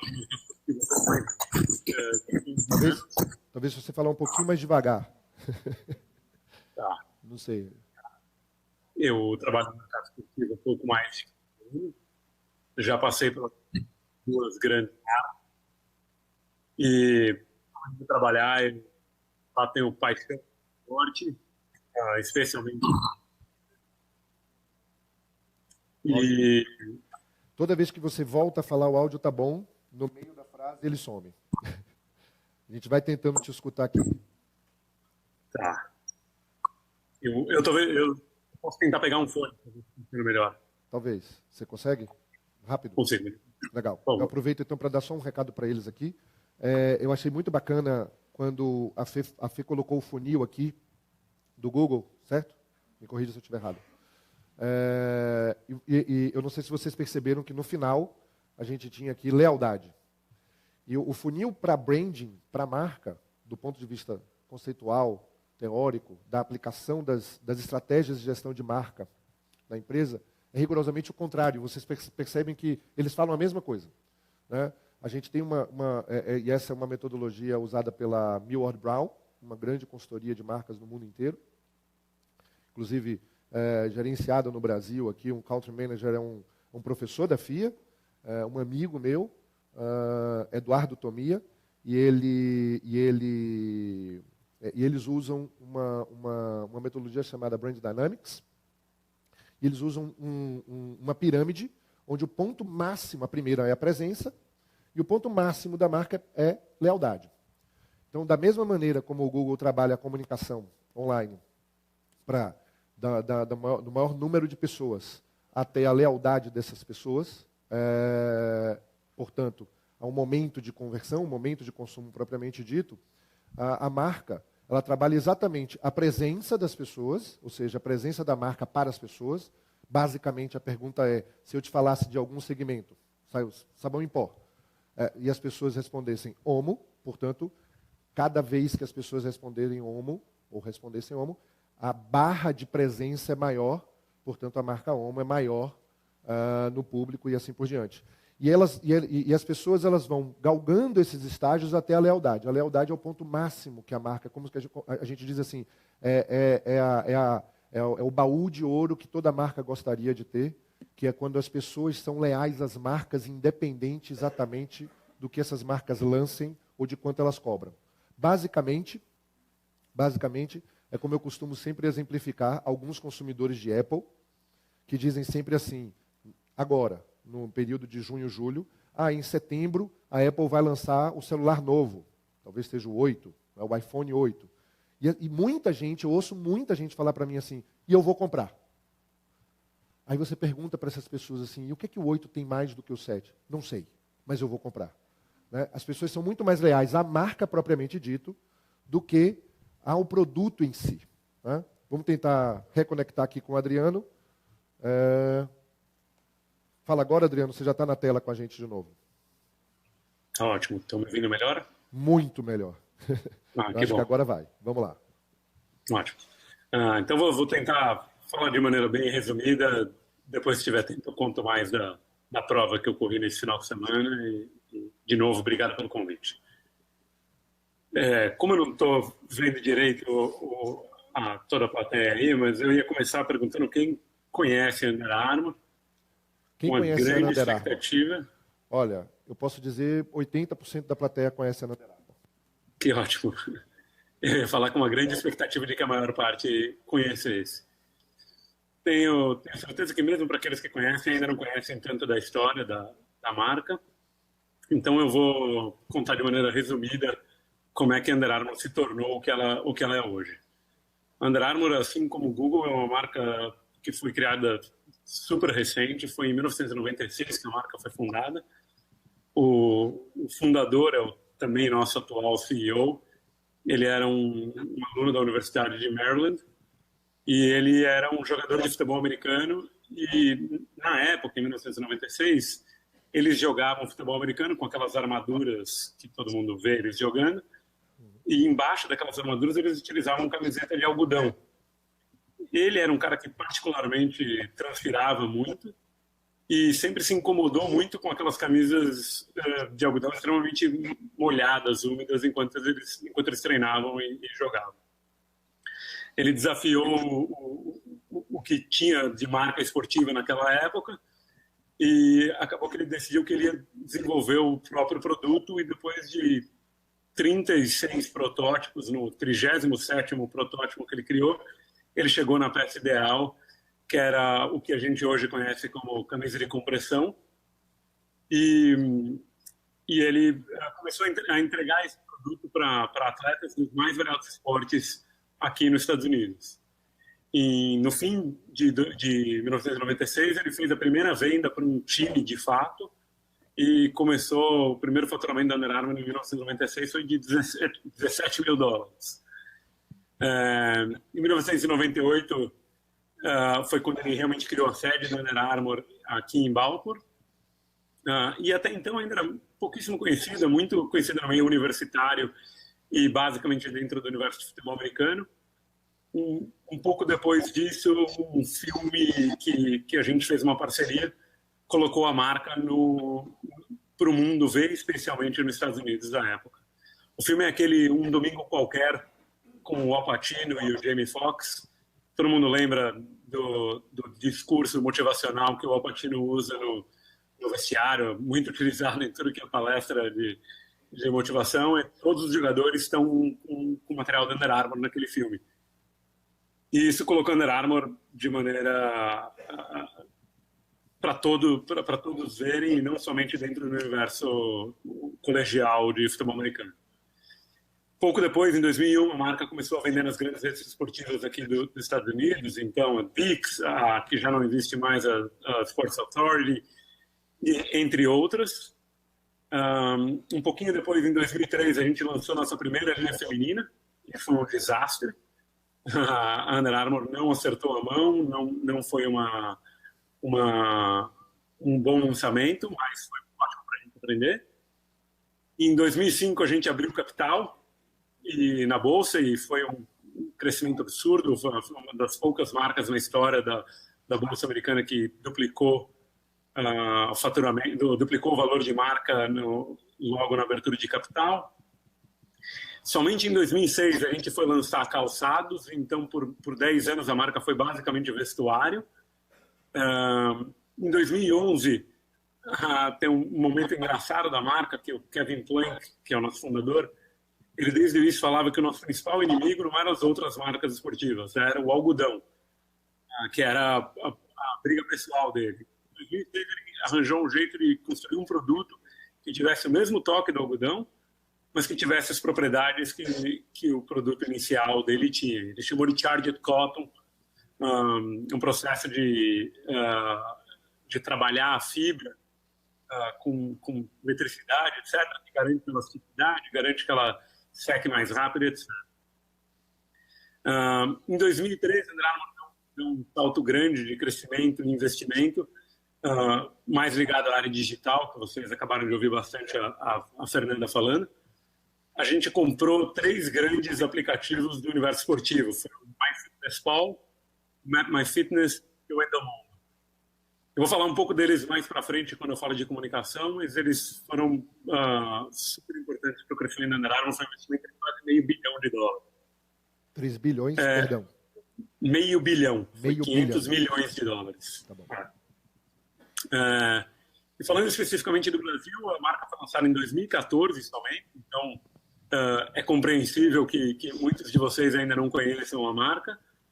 A gente hoje está presente no Brasil com lojas próprias, com e-commerce, com outlet stores, e também através de grandes parceiros comerciais como a Bayara, Centauro e Netshoes. Globalmente, a marca fatura pouco mais de $5 bilhões e a gente está presente em categorias como corrida, que é a categoria que eu sou responsável, training, basquete, futebol americano, beisebol e esportes que não são tão relevantes no Brasil, como esqui, caça, pesca, entre outros. A marca sempre foi conhecida como uma marca underdog. Como a gente surgiu depois de todas as outras grandes marcas, a Nike de 1972, a Adidas é da década de 40, e as outras também são muito mais antigas, nós sempre fomos vistos como aquela marca que ninguém acredita, mas sabe que pode ter sucesso. E a gente vem crescendo dessa maneira e desde então tem funcionado bastante. A marca tem cada vez mais se mostrado como um grande player do mercado e como uma das poucas na história que pôde ameaçar a dominância das outras 2 grandes, que eu também trabalhei.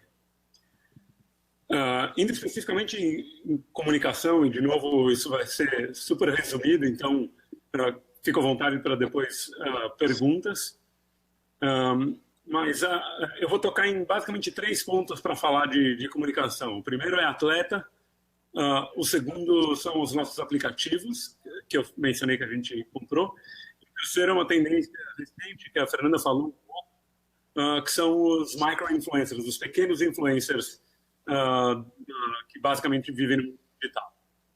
Então, para começar para falar de atleta, a Under Armour começou no esporte, foi forjada com o mindset de que a gente tem que servir o atleta. Nossa missão é tornar todos os atletas melhores através da paixão, o design e uma busca incansável pela inovação. Inovação é o que nos move, e servir o atleta com essas inovações é tudo que rege o que a gente faz. Portanto, como marca de esporte, o atleta é não só a nossa inspiração, como também uma das nossas principais ferramentas de comunicação. Isso, para alguns que são extremamente ligados com o esporte, pode parecer bastante óbvio, que todo mundo sabe a chuteira que determinado jogador usa, o tênis que o Stephen Curry usa na NBA, entre outros esportes. Então a gente vê esses atletas endossando as marcas. Então sempre começa com um produto que a gente cria para esse atleta. Uma vez que a gente entregou esse produto para o atleta, a gente vai ter oportunidades de contar a história desse produto através dos treinos, dos jogos, de fato, desse atleta, no caso. Desculpa, Adriano, falhou um pouquinho aqui. Através do quê? Você vai contar essa história através do quê? Sim, então, começa com um produto, certo. É o produto que ele recebe, e a gente vai ter oportunidade de contar histórias através dos momentos de treino, dos momentos de competição, seja um jogo ou seja a final olímpica, onde a gente teve uma das nossas atletas competindo no revezamento 4%. Além disso, a gente também tem como utilizar o atleta e contar a história através de PR. Então, a gente vai contar a história da inovação e todo o detalhe de como aquele produto foi desenvolvido através de um parceiro de relações públicas. Blog, uma revista, um canal de relações públicas, exato. Tá bom. Um canal no YouTube, ferramentas desse tipo. E a gente tem também as próprias redes sociais do atleta, onde eles trazem o conteúdo do produto que foi lançado, que foi desenhado junto com eles. E normalmente esses atletas são os que têm a maior audiência de todos esses veículos que eu mencionei. Então o atleta ele não só tem a audiência, o interesse, a credibilidade, mas ele também ele é quem endossa esse produto. De maneira bem resumida, essa é a maneira com que a gente trabalha os nossos atletas. Do ponto de vista de canal, eu poderia tocar em todos os canais digitais que estão aí disponíveis. A Fernanda falou bastante do Google, a gente sabe a força do Google, do Facebook, Twitter, Snapchat e as mais variadas ferramentas aí. E a Under Armour utiliza de todos eles com mensagens e conteúdo especificamente criados para cada um desses canais. Mas uma vez que a gente tem esses aplicativos que eu mencionei que a gente comprou, a Under Armour hoje tem uma base de pouco mais de 160 milhões de pessoas interessadas em esporte, em que da mesma maneira que através das redes sociais a gente consegue ter uma comunicação extremamente qualificada e segmentada para entregar qualquer tipo de mensagem que a gente tenha. Então, dentro de todos esses aplicativos que a gente tem, a gente tem aplicativos que são mais focados em corrida e atletas que buscam mais performance. A gente tem um aplicativo que é o MyFitnessPal, focado em alimentação, e a gente tem uma base de 90 milhões de usuários somente nesse aplicativo. E a gente tem um outro aplicativo que é o Endomondo, que é focado em corrida e ciclismo, e ele é muito grande tanto na Europa quanto na América Latina. Então, dessa maneira, como eu falei, a gente consegue segmentar as mensagens, tanto por interesse, frequência com que pratica determinado esporte, aonde vive, quais são os objetivos, todo tipo de detalhamento ligado ao esporte, a gente consegue segmentar a comunicação com eles. E, de novo, frequência, tipo de conteúdo, se vai ser vídeo, se vai ser imagem, se vai ser texto somente. Dentro dessa plataforma, a gente tem blogs, tem uma audiência incrível também, e aí a gente consegue fazer a conexão perfeita de conteúdo puro, educacional para esse atleta, e também fazer conexão com os produtos que a gente está lançando naquele momento. Posso fazer uma pergunta para você? Talvez a gente não combinou, talvez eu coloque você em maus lençóis. Você tem alguma descrição da persona da Under Armour hoje, do público-alvo da Under Armour? Alguma coisa que você possa genericamente passar para a gente algumas características? Sim, eu tenho sim isso. Desculpa que eu estou mexendo aqui porque eu dei conta que está acabando a bateria do meu computador. Sem problema, a gente conhece a sua casa. Isso. Sim, eu consigo contar um pouco sobre isso. Obviamente, varia de categoria para categoria. Hoje, na Under Armour, a gente, obviamente, o consumidor de corrida ele é bastante diferente do consumidor de caça e pesca. Certo, claro. Assim como ele também varia de país para país. Tá bom. Então, o consumidor que a gente hoje tem como target do Brasil, ele é bastante diferente do meu consumidor aqui nos Estados Unidos. E eu trabalho com a marca globalmente, então a gente desenvolve um consumidor único e que tem uma série de pontos em comum com todos no mundo. E eu trabalho com cada líder de marketing dos países para alinhar. Eu vou falar especificamente do consumidor de corrida, que é mais global. São homens e mulheres de 18 a 34 anos que praticam corrida de 3 a 5 vezes por semana, correndo mais ou menos de 3 a 10 quilômetros por corrida, e que participam de provas ao longo do ano, provas que vão de 10 quilômetros a meia maratona. Legal. Por que eu te fiz essa pergunta? Porque agora, aproveitando que está todo mundo te ouvindo aqui, ouviu a Fernanda e me ouviu introduzir esse evento, fazendo já começando a fazer um fechamento, né? A ideia é que você tem hoje um consumidor, características que você acabou de dar e que você pode complementar, e que, então, portanto, a partir desse comportamento desse consumidor, portanto, homens e mulheres de 18 a 34, salvo engano, que correm de 3 a 5 vezes por semana até 10K. É isso. Ou pelo menos, no mínimo, né, de 5 a 10K por corrida. E a partir, então, dessas características, qual é o comportamento dessas pessoas, seja no mundo digital, seja no mundo offline, e daí, então, você usa esses pontos de contato para comunicar a Under Armour. Exatamente. E o que vai mudar é que, apesar da gente ter um mesmo consumidor, a gente tem diferentes produtos, né? Então, a gente não tem somente um produto que eu vou comunicar e cada um deles ele vai gerar mais interesse para mais perto dos 34 ou para cima, ou para um consumidor um pouco mais jovem, ou para um consumidor que é um pouco mais focado em performance do que a média do consumidor que a gente tem. E aí, dentro destes 160 milhões que a gente hoje tem nessa base, a gente consegue segmentar a mensagem e o produto que a gente está lançando lá dentro. Legal. Da mesma maneira, como eu falei, a gente vai trabalhar para os demais canais, o YouTube, o Facebook, Twitter, etc. Entendi. Você falou muito de inovação como uma característica clara e talvez até uma locomotiva da marca Under Armour. E eu me lembrei que na NRF do ano passado eu vi uma blusa de vocês, uma camisa, enfim, e aí me corrija se eu estiver errado, mas estava lá na NRF para colocar todo mundo na mesma página, a maior feira de varejo do mundo, que acontece todo mês de janeiro em Nova York. E essa camisa, ela conseguia, a partir dos seus próprios fios, do seu tecido, informações da saúde da pessoa. Isso é verdade? Exato. Esse é um produto que ele continua em desenvolvimento. O que estava na NRF é um conceito, e é dentro desse departamento da Under Armour, que chama Under Armour Connected Fitness. Ele não é somente aplicativos.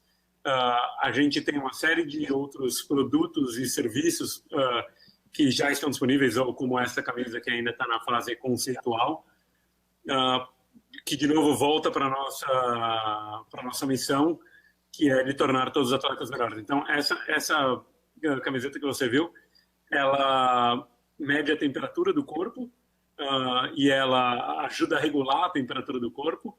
Então, ela enquanto esporte, se a tua temperatura sobe demais, ela vai reagir e liberar uma substância que é como se fosse, para explicar de maneira simples, quando a gente come chiclete de menta, aquela sensação de frescor que dá é mais ou menos isso que ele tem para poder refrescar. E ele também vai guardar todas essas informações para depois, se você é um atleta de ponta, poder fazer uma análise de toda a variação de temperatura, de suor, de característica do suor, o que você perdeu durante aquele exercício, e poder devolver essas informações para um atleta, para um técnico, para saber como evoluir no treinamento. Sensacional. Você falou que a missão da empresa é? Tornar todos os atletas melhores através da paixão, design e busca incansável pela inovação. Sensacional. Missão é um dos itens, é um dos fatores que compõem a plataforma da marca que a gente falou mais cedo. Tá? Exato. Exatamente por ser missão, está na plataforma, exatamente por ser plataforma, portanto, fundamenta todas as tomadas de decisões a partir dali. Adriano, exato. Quer fazer um fechamento para a gente partir para a pergunta? Pode ser. Eu só posso, de maneira muito resumida, em 1 minuto, falar dos micro-influencers? Por favor. Claro, desculpa, eu sei que a gente está... É um minuto. A Fernanda falou um pouco disso também. Hoje, e eu queria fazer essa conexão porque eu falei de atleta e todo mundo sabe o poder dos atletas. O Brasil é um país que tem atletas incríveis, historicamente tem, e todo mundo sabe a marca que atleta XY usa. Ao mesmo tempo, todo mundo sabe que os atletas são pagos pelas marcas para utilizar aquele produto. Eles trabalharam junto no desenvolvimento, etc. Então, hoje existe um questionamento muito grande de certa forma, da credibilidade desses atletas. A Amazon ainda não é tão grande no Brasil quanto é aqui no Brasil. Você estava falando no início, Adriano. Mas aqui nos Estados Unidos é gigantesco. Eu posso falar por experiência própria, principalmente depois de ter tido uma filha. Agora, a quantidade de compras que eu realizo na Amazon é um negócio absurdo. E, basicamente, o que rege a minha compra são os reviews que as pessoas que compraram fazem. A Fernanda também falou de vídeos de unboxing. Tudo isso é informação de peer-to-peer, de pessoa para pessoa. Uma pessoa como o Adriano falando para a Fernanda falando para vocês que estão aí. Então, hoje, uma das ferramentas que a gente investe bastante é identificar quem são essas pessoas que não são como as Carol Buffar e Gabriela Pugliese da vida, que tem milhares de seguidores, mas são pessoas como eu e você, que a gente quer fazer questão que tenham experiência com o produto e que compartilhem a experiência deles de maneira honesta e que tenha crédito, como eu falei. Legal. Então, esse é um trabalho de formiguinha, mas que faz muita diferença para que a gente construa essa credibilidade. Então, lá no alto, no topo do funil, como a Fernanda estava falando, a gente vai trabalhar com os atletas e com a nossa comunicação em massa, e lá embaixo no funil, mais perto de fato da conversão, da venda em si, a gente vai trabalhar com esses micro-influencers globalmente para fazer reviews dos nossos produtos de maneira honesta e verdadeira. Legal. Você está falando de uma coisa muito interessante que eu li essa semana sobre a importância dos micro-influencers no processo de decisão de compra. E exato. É curioso porque a gente tem uma noção ainda, por incrível que pareça, né, conservadora sobre os influencers na internet, que são aqueles que têm mais audiência, portanto, mais seguidores. E os micro-influencers, ou influenciadores micro, eles não têm necessariamente milhares e milhares e dezenas de milhares, centenas de milhares de seguidores. Eles têm. Exatamente. É muito mais qualidade do que quantidade, Adriano? É muito mais qualidade do que quantidade, sem dúvida. A gente, é curioso porque esse é um trabalho que toma tanto ou mais tempo do que trabalhar com um influenciador que tem milhares e milhares de seguidores. Legal. Eu, pessoalmente, numa última iniciativa que a gente fez aqui especificamente para os Estados Unidos, eu revisei um por um as páginas de mais de 300 micro-influencers. 300? Mais de 300. O que significa entrar nas páginas, nas redes sociais de cada um deles, ver que tipo de post que eles fazem, ver que tipo de conversa, engajamento que eles têm naqueles posts, para ver se de fato aquela pessoa tem o perfil que eu estou de atingir o meu consumidor. Legal. A gente estava falando anteriormente. Então, é nesse nível de detalhe que a gente tem que ir para fazer esse trabalho, porque não é simplesmente mandar o produto para qualquer um. E aí eu mando o produto para essa pessoa e com uma breve descritivo do que é aquele produto, e eu não guio em absolutamente nada o que eu quero que ela diga do produto. A experiência tem que ser real e autêntica. Eventualmente alguém vai falar: o tênis é maravilhoso, é o melhor tênis de corrida que eu já usei. Eu falar: na verdade, esse tênis é um pouco duro para mim. Só que aquele consumidor que está lendo aquela pessoa que postou vai saber que aquilo é realmente verdadeiro e pode confiar. Então, de novo, é um trabalho de formiguinha, mas que tem um retorno gigantesco e que a gente tem desenvolvido cada vez mais estratégia em cima disso, conhecimento de como selecionar, de como identificar e que tipo de produto também que faz sentido fazer o trabalho com esses micro-influenciadores. Isso me lembra, para ir concluindo, o quão é importante a verdade das marcas. Hoje a gente vive num mundo muito transparente, por assim dizer. A gente não vai aqui entrar numa discussão muito profunda e filosófica sobre essa transparência, mas como as pessoas hoje se conectam muito rapidamente com outras, se falam muito rapidamente com outras, a gente sabe que cada vez mais existe uma importância muito grande sobre a marca ser verdadeira com seus consumidores. Portanto, esse trabalho de micro-influencers que o Adriano estava falando é tão importante. Adriano, muito obrigado. A gente precisa passar para as perguntas. Eu acho que eu vou deixar você aqui mais um minutinho. A Fê vem aqui para frente comigo e vou abrir aqui para algumas perguntas. Eu não sei exatamente quanto tempo a gente tem, Sonda. Temos uma pergunta do Facebook, Opa. do Egídio Zardo Júnior. Alguma diferença no posicionamento de marca de país para país? Opa. Obrigado, Egídio, pela sua participação via Facebook. Existe sim, eu vou deixar o Adriano e a Fernanda falarem das suas próprias marcas, mas do ponto de vista teórico, e eles vão falar um pouco mais da prática, tudo depende muito de que país, para que público aquela marca está se colocando. A gente tem exemplos claros no Brasil, que quando uma marca que é mais posicionada de maneira mais, digamos assim, popular, ou para a base da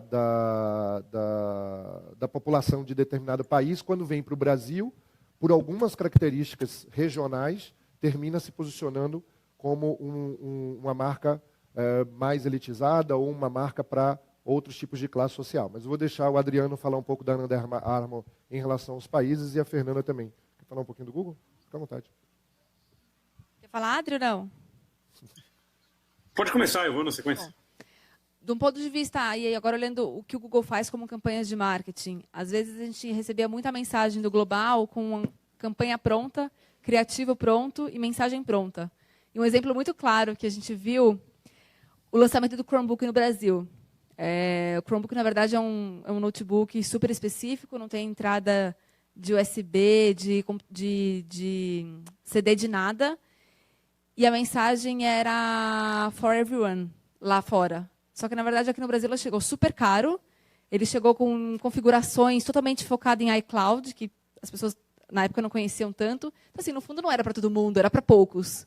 Então, às vezes, eles vêm com umas mensagens globais que a gente chama de top-down, né? A gente tem que simplesmente replicar o que vem, só que esquece de olhar o tamanho do país, as diferenças sociais, a cultura. Tem tanta coisa, tanta particularidade. E não só falando do Google, mas de muitos clientes lá dentro que usam o Brasil como região Latam.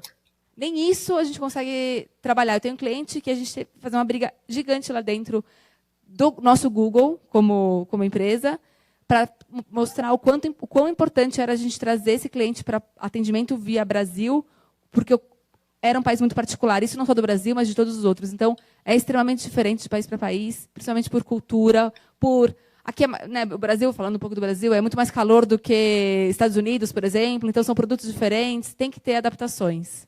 Acho que o Adri também tem bastante coisa para falar, né? Olha, foi ótimo que você foi primeiro, porque você falou, é o meu desafio do dia a dia. Eu não falei muito no início, mas eu trabalhava na Under Armour no Brasil, participei do lançamento da marca aí e fui transferido aqui justamente para trabalhar em global. E hoje sou eu o cara que faz o top-down, que manda a campanha enlatada e que espera que todo o país fale a mesma temperatura e a realidade, obviamente, sendo brasileiro, morando aqui, tendo viajado bastante e tendo sido trazido para cá para ajudar a marca a ter um vista mais global, faz com que o meu dia a dia seja de brigar com a máquina, que é a Under Armour, com muitos funcionários, etc., para fazer com que a gente consiga desenvolver campanhas, ponto de vista, produto, mensagem, etc., e fotografia, filme, etc., que seja relevante em cada país. Então, para toda marca, eu acredito que é importante ser global, mas localmente relevante. Muito bom. E esse é o nosso principal desafio. Legal. E sim, eu acho que do ponto de vista, não só do ponto de vista de mensagem, mas e do ponto de vista de posicionamento geral, eu acho que também tem oportunidade para a marca se posicionar diferente. Vou usar um exemplo. Aqui nos Estados Unidos, a Under Armour é uma marca que atinge absolutamente todas as classes sociais. A gente está no mercado há 21 anos, cresceu, etc. No mercado como a Alemanha, por exemplo, que é um mercado extremamente orientado para tecnologia e performance, a gente é uma marca para poucos, como a Fernanda estava falando. Os produtos são caros, a gente não tem os nossos produtos de valor mais baixo, a gente tem somente os nossos produtos de mais alta tecnologia, e a percepção que a gente tem construída com o consumidor lá é de ser uma marca basicamente de tecnologia. O consumidor americano não veja isso também, mas desde do assortment, da variedade de produtos que a gente oferece, preço e mensagem, é tudo focado em alta tecnologia. Legal, muito bom. Respondida a pergunta do Egídio, participante pelo Facebook. Alguém aqui da nossa plateia quer fazer uma pergunta? Só um minutinho. O microfone está indo até você. Fala seu nome para mim, por favor. Opa, boa noite, eu sou o Cláudio. Fala, Cláudio. Eu queria fazer uma pergunta, principalmente para a Maria Fernanda. Pois não. Que a gente assiste essas palestras, uma tecnologia muito avançada, estratégias avançadas, e ao mesmo tempo, na nossa realidade, a gente tem vontade de se matar, né? Fala, meu Deus, como eu queria ter isso também na minha estratégia. E a minha pergunta é, qual o seu conselho para empresas B2B, principalmente, que ainda não utilizam machine learning, não reconhecem esse potencial, ou às vezes ainda tem até dificuldade de implementar um sistema CRM? Eu atendi bastante tempo o mercado de B2B, e é complexo, porque no fundo a gente fala assim, o meu cliente é B2B, mas ele tem o mesmo comportamento de buscas do que uma pessoa normal, do que eu que sou um cliente talvez B2C para algumas empresas. A gente tem algumas... Aí eu vou entrar muito mais do lado do Google porque, enfim, vou vender aqui meu peixe, mas é brincadeira. A gente tem ferramentas lá dentro que conseguem conectar o seu CRM, e aí não é tão complexo de ter, junto com nossas ferramentas de publicidade, para trabalhar essas audiências de formas baratíssimas e inteligentes. Então, com o teu know-how e com a minha escalabilidade, a gente consegue sim atingir perfis focados no seu negócio, por exemplo. Cláudio, deixa eu acrescentar um pouquinho a resposta da Fernanda aqui. Existe um dado muito interessante de um artigo da Harvard Business Review, já traduzido para o Brasil, e o artigo no Brasil foi intitulado como O Fim do Vendedor. Na verdade, o artigo, originalmente, o nome do artigo era The End of Solution Sales. Então, o fim daquele tipo de venda B2B, né, daquela solução antiga de venda. E ele traz um dado muito interessante, muito importante. Ele diz o seguinte, cerca de 90% dos compradores corporativos começam a busca pela solução que precisam online. A gente está dizendo com isso, quem está dizendo isso é a Harvard, que 9 entre 10 compradores corporativos no B2B estão buscando a sua solução, ou iniciando a sua busca de solução online, seja no Google, seja em outros sites, em outros fóruns e outros blogs. Okay? Desses 90%, cerca de 60% toma a decisão de consumo e de compra sem conversar com os vendedores dos fornecedores. Então, quando a Fernanda fala assim, olha, o comportamento de consumo, o comportamento de busca de solução, seja do B2B, é muito parecido do B2C, ou seja, dos consumidores finais, e aí é que a gente chamou mais cedo, e eu sei que aqui a gente tem muito pouco tempo, talvez a gente passe muito rápido alguns conceitos, é o que a gente está chamando de H2H, que o próprio Adriano falou, mas de pessoa para pessoa. Ou seja, a comunicação a partir de toda a tecnologia fornecida hoje, dada hoje num smartphone para a gente, e que a gente, no mercado, já chama de a nova revolução industrial, que é o smartphone, ela permite fazer com que você converse pessoa a pessoa. Então, uma grande empresa que vende para outra empresa, seja grande ou pequena ou média, enfim, mas que vende para outra empresa, na verdade, essas coisas, esse comércio, esse consumo, ele é feito de pessoa para pessoa. E essas pessoas têm um comportamento muito próximo, muito parecido, na busca pela solução. Porque como são pessoas físicas, elas buscam da mesma maneira. Por isso que elas buscam online. E até indo um pouco mais profundo, teve uma pesquisa também na época que quando eu atendi esse mercado, a compra do comprador B2B ela é muito mais emocional do que racional em alguns termos. Principalmente porque se eu estou tomando uma decisão, não estou comprando um aparelho celular para mim, ou um secador de cabelo, que se quebrar, ok, eu troco. Eu estou tomando uma decisão para minha empresa. Então eu não posso simplesmente comprar qualquer coisa. O meu trabalho está em jogo. Então eu preciso pesquisar, eu preciso ir a fundo. E aí, obviamente, vai ter uma estratégia de talvez não estar presente muito mais em horário comercial, não tão em final de semana, mas pelo estilo de navegação que a pessoa tem, a gente consegue saber se ele é um cara que está comprando alguma ferramenta ou uma ferramenta de ERP, por exemplo, para a minha empresa. Então, esses dados que a gente tem de insights pela navegação do usuário, isso não só o Google falando, é que o Google, a gente tem 7 plataformas com mais de 1 bilhão de usuários. Então, imagina quantos sinais e informação a gente tem dessas pessoas, sem saber que ela é a pessoa, a Maria Fernanda, por exemplo. Mas a gente tem hoje soluções cada vez mais avançadas de conseguir chegar no target B2B também. Pessoal, peço desculpas a vocês, nosso tempo... dá mais uma? Opa, que bom. Aqui, então. Oi? Uma do Facebook. A gente tenta... Depois a gente fala. Pode ser. Eu tenho uma pergunta do Eduardo Savarese. Pedi para você comentar sobre o modelo clássico do cemitério da Young e Rubicon, reconhecimento versus lembrança. É uma pergunta bastante teórica. Não sei exatamente, especificamente do que ele está tratando. Vou dar um Google depois. Mas, de qualquer maneira, eu acredito que reconhecimento e lembrança, reconhecimento versus... Eu acredito que é o seguinte, se a gente partir para o significado dessas duas expressões, a gente pode dizer o seguinte, você não reconhece nada que você não lembra, para começar. Então, por isso que o Brand Dynamics, da Millward Brown, começa com presença, começa com você precisa lembrar daquela marca. Se ela não é lembrada, ela não existe para as pessoas. Se ela não existe, o equity dela, o valor dela, cai abruptamente. Se o valor dela cai abruptamente, consequentemente, as vendas ou o premium price não vai ser atingido. Então, a gente parte de um princípio. Ela tem que ser lembrada, primeiro. Né? As pessoas precisam lembrar da marca. E o reconhecimento vem na sequência. Na verdade, o Brand Dynamics é um funil invertido e ele tem 5 etapas. E o reconhecimento é um deles. E o reconhecimento está diretamente ligado à performance da marca com relação aos seus concorrentes no mercado.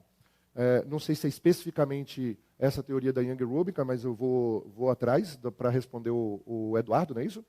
Agradeço ao Eduardo pela pergunta. Eu acredito que a gente deixe os nossos contatos também no Facebook, depois da nossa palestra, e ele também pode fazer essa pergunta diretamente para mim ou para um dos outros 2 palestrantes.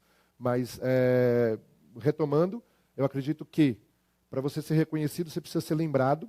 E, claro, quanto mais lembrado, mais oportunidade de ser reconhecido. Quanto mais reconhecido, mais oportunidade de você chegar no topo, que é na lealdade, e, portanto, praticar o melhor premium price possível.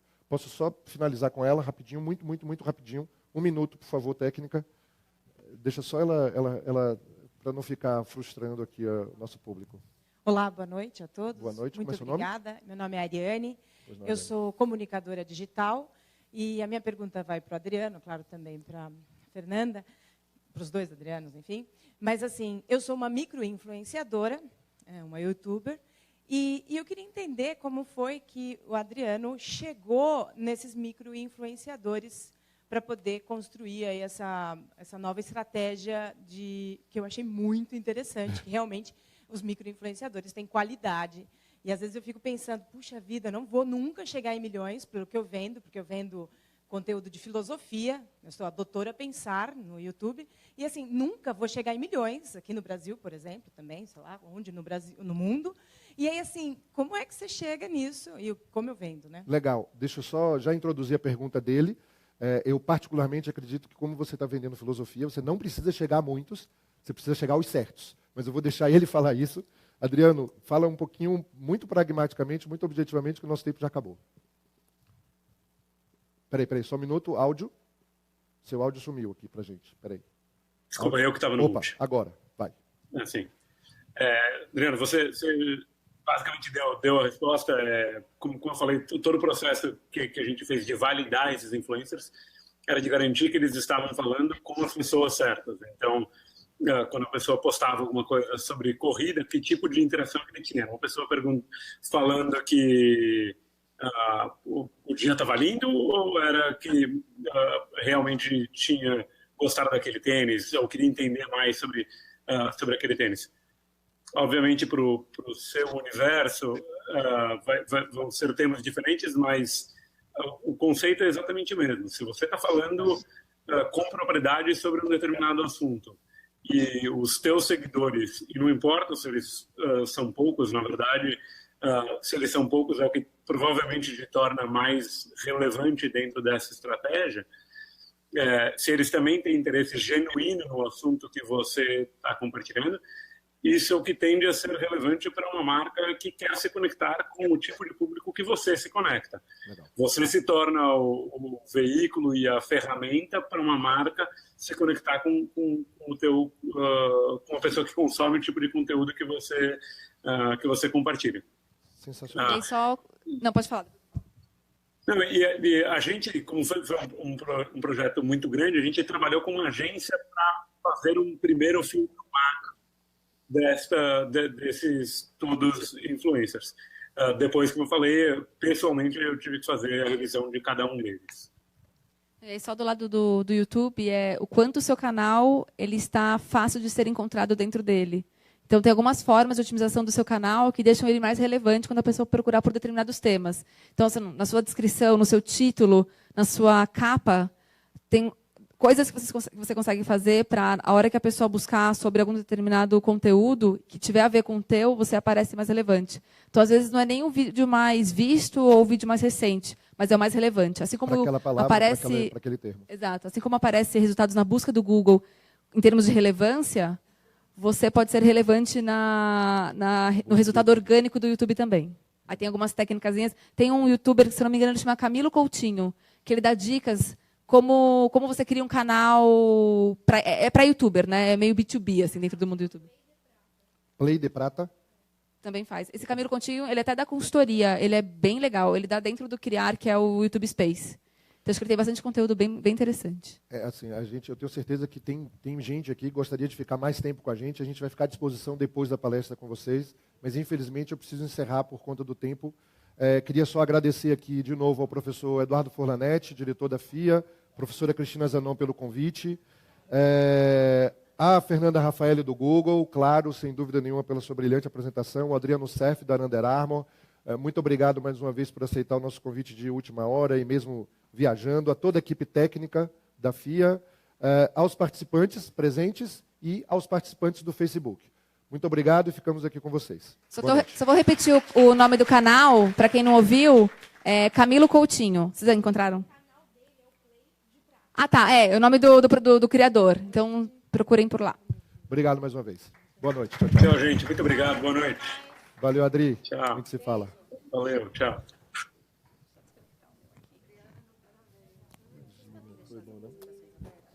Imagina, querida. Foi ótimo, né? Deu certo. Deu certo.